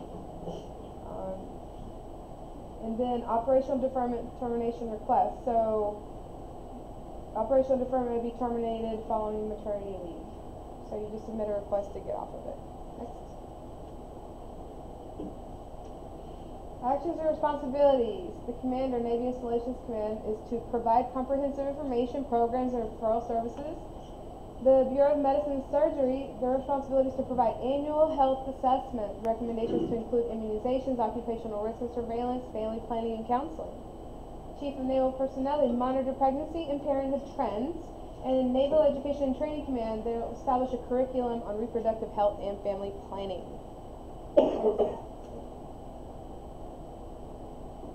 Commanders and OICs will educate the need for prenatal care, ensure pregnant members are not adversely evaluated due to pregnancy. So, for example, like PRTs and stuff, that's when they delegate like when they can get weighed in and taken into account for everything. Ensure occupational evaluations, training on hazards present and importance of pregnancy notification, and ensure medical records are updated. Pregnant service members, their responsibility is to seek prompt confirmation, notify CO or OIC in writing as soon as possible, no later than 2 weeks after official notification, and immediate notifications required in cases for exposure to chemicals and radiation, for obvious reasons, right? So they can go ahead and start treating you, checking levels of radiation or whatnot. Records management must be managed by the SecNav MTAC 5210.1. Review and effective date will be in effect for 5 years unless revised or canceled. And these are the forms. Next. Your pregnancy guidelines, workplace assignment, and medical considerations. Upon confirmation, service members and their supervisors must complete an occupational exposures of reproductive or developmental concern. What is that? Why is that necessary?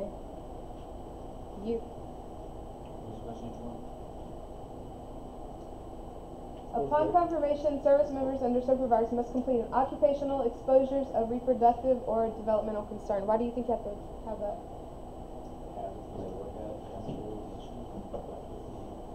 Yeah, so stuff you might not have thought of. Like you work there every day and stuff, and you finally become pregnant. You might not be aware of what you're exposed to. So if you sit down with your supervisor, it's kind of like a different eyes. Oh, you're exposed to this and this kind of thing. Just kind of discuss.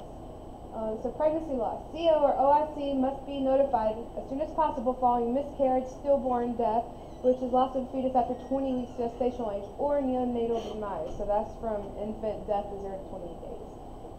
The utmost discretion must be exercised.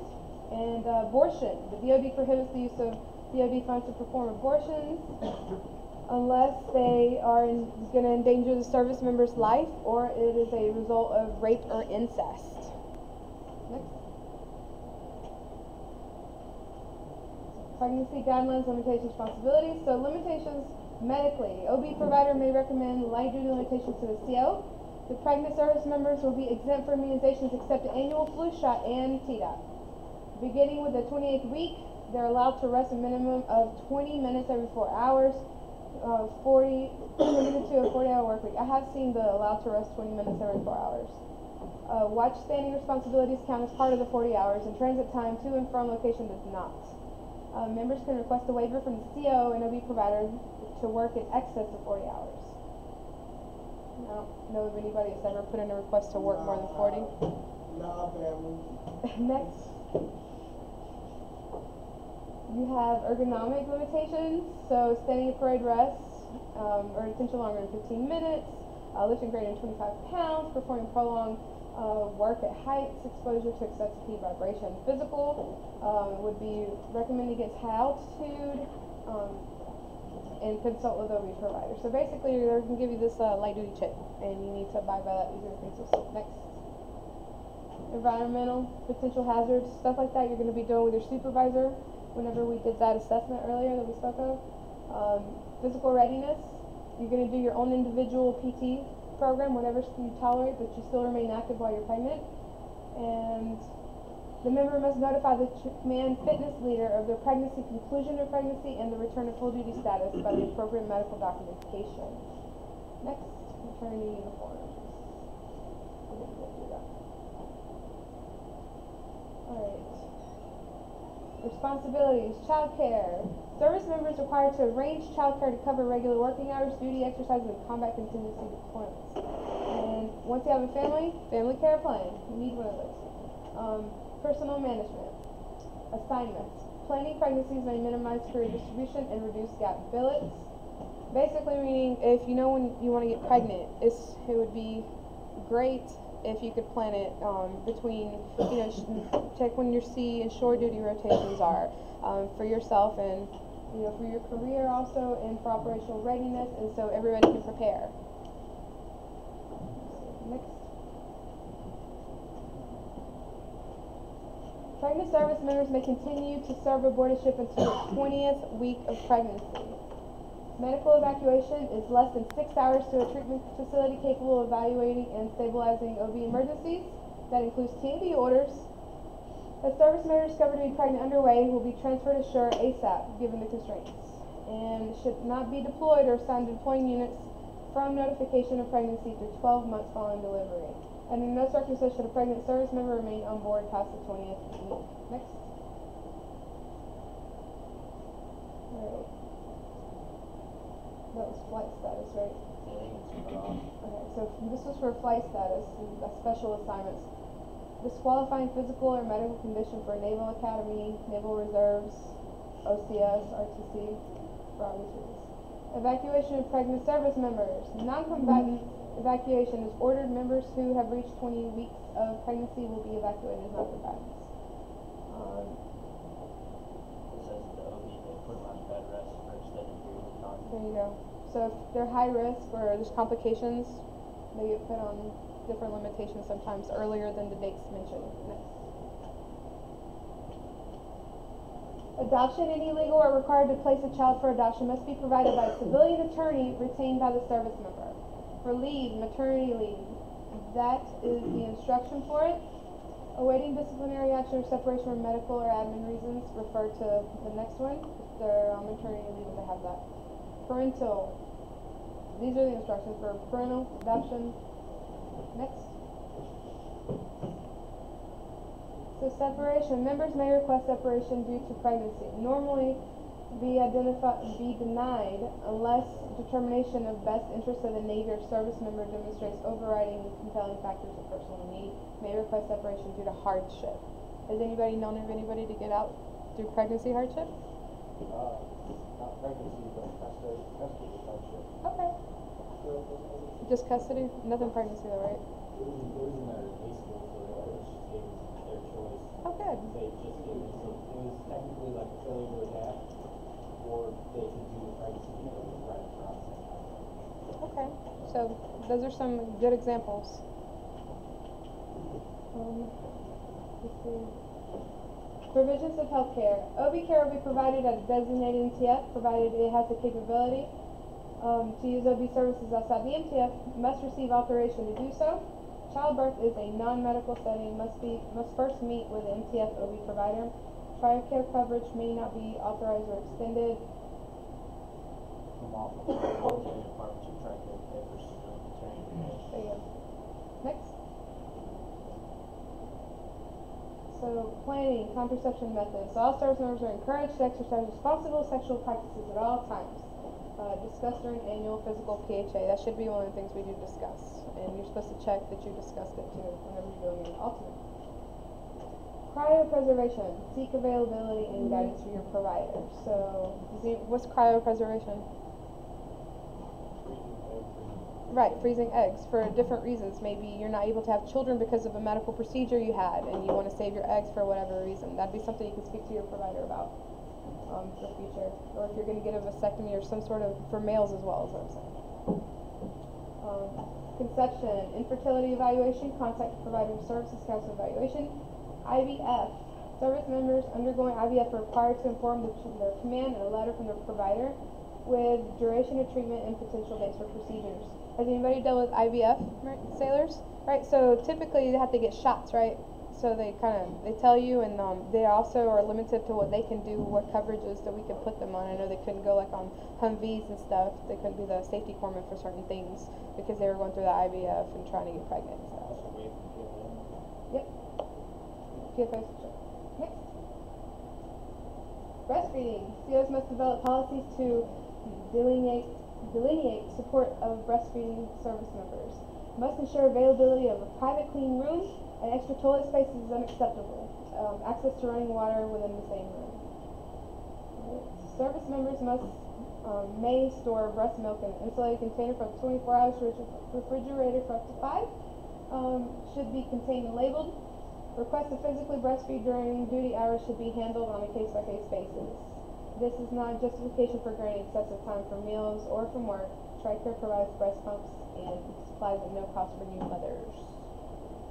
Any questions about that? Now, if you're the ALPO, LPO, and you know that they don't have a good place, or you have any suggestions, you know the instruction. Some places don't have it yet; they haven't had it established, like in maybe a Marine, like units or whatever. For the most part, they should, but sometimes they don't have that many males, or there's not many females stationed there. Next.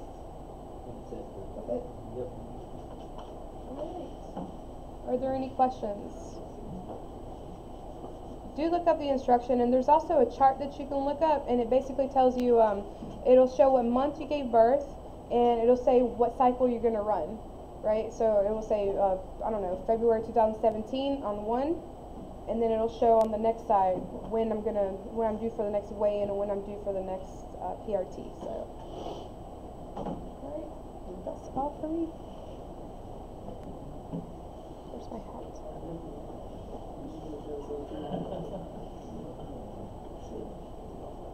Is it in the chair? I think it's in the other room.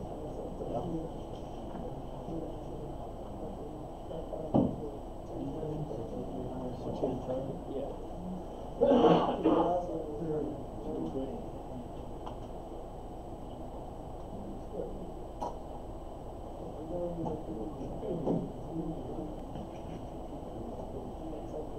while he's pulling it up. Good afternoon, my name is H1 Desmond. I just got here from Walter Reed, just checked in last month. I'm over at 3-6, been in the Navy for 12 years. It's going to be a quick chapter, right? We're going to go over customer service. It's a 4-page instruction, alright? And it just really puts out who's in charge of what and why we have a customer service instruction. So, why would we have a customer service instruction? Right, to give us some guidelines on how we're going to handle the complaints. I know y'all are just recently putting medical home court into practice over here. Alright, that was BUMED's idea of how we're going to conduct medicine. Alright, started off on the blue side, MTFs, and now it's branched out over here. Okay? Here soon you're going to see a lot more different changes coming to that because of why? What recently happened this past fiscal year? Huh? DHA came over. Okay? And so, coming from Walter Reed, and going through that bear of a tri-service environment, okay, a lot of different changes that are going to come, right? So, go ahead and click.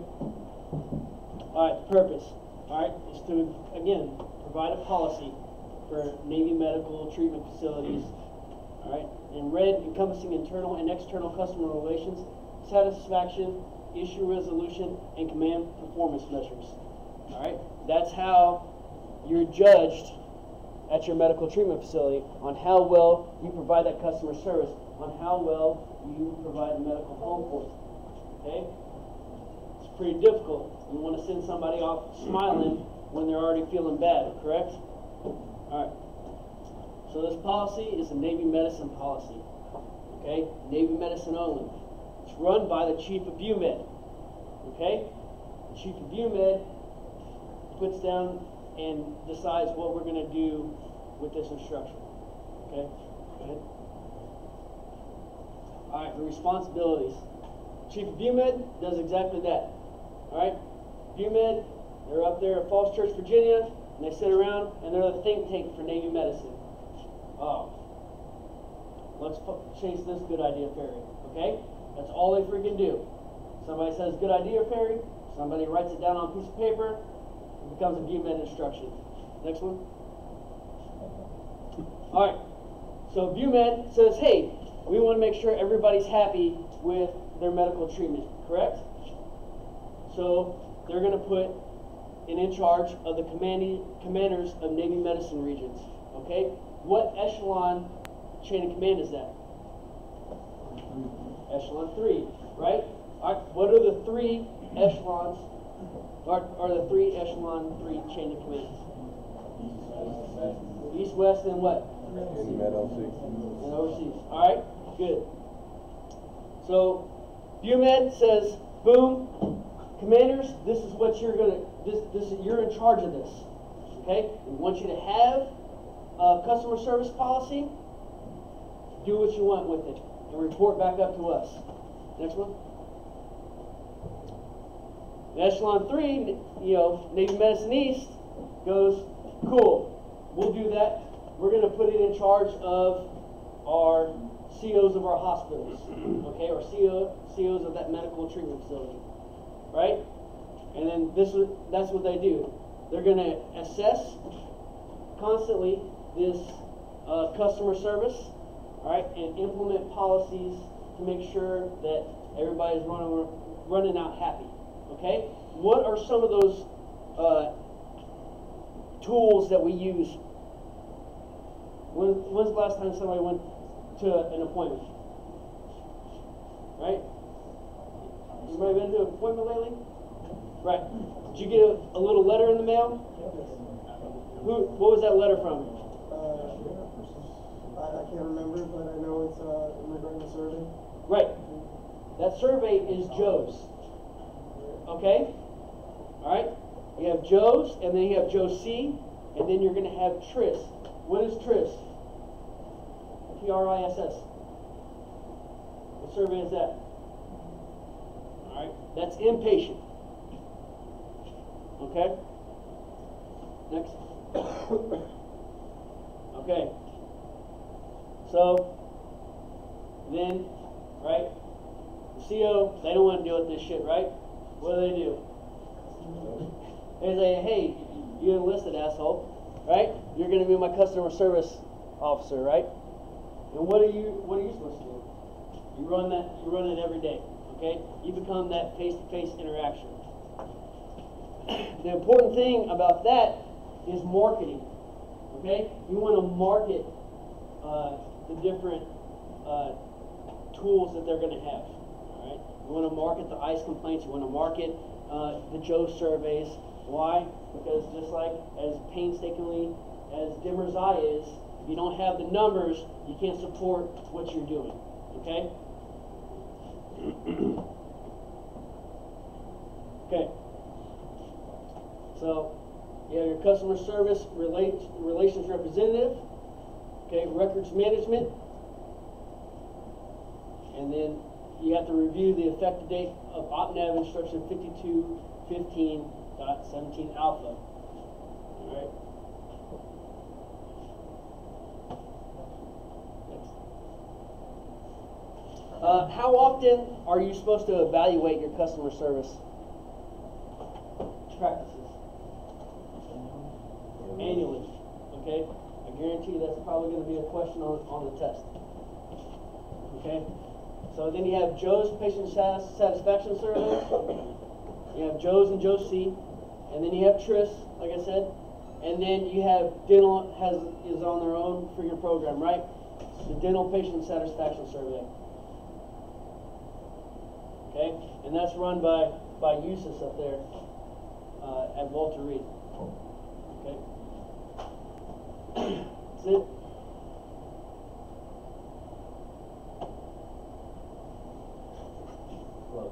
Yeah. Alright. You always want to have what displayed? Just patient bill of rights, right? You're supposed to have it in what? Every true group. Boom. I'm going to tell you, I'll shift you already know. Okay? That gives the patients their responsibilities. Alright? It's not all upon you. Okay? The patient has some responsibilities too. Okay? It is their health care. That's what medical home port is all about. Okay? It's putting that person in charge of their health care. Any questions? Don't want to go home? Have enough freaking bullshit running around your head for the day? Alright. Cool, man. I appreciate it. Alright, make sure you do your daily quiz. It's in the drive already. If not, it'll be in there shortly. And then 07:30 tomorrow in this classroom. You stand by because Chief might have something for you. I don't know where you ran off to.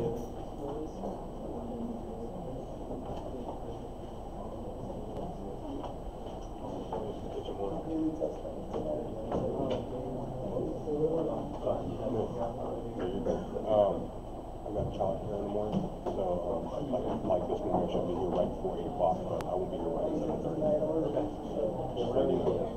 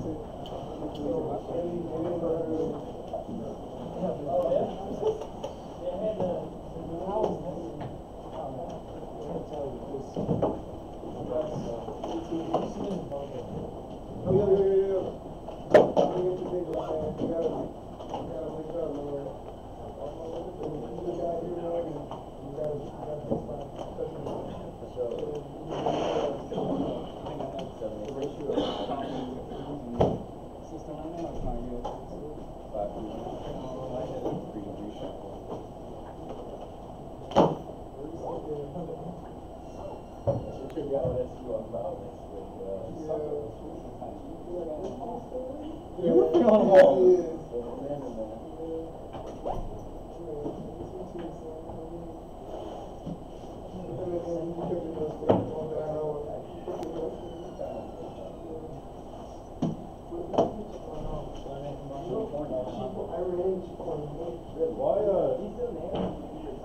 Why does things show good on PowerPoint and then Google Slides like cuts things off? I mean, so like both of them, the one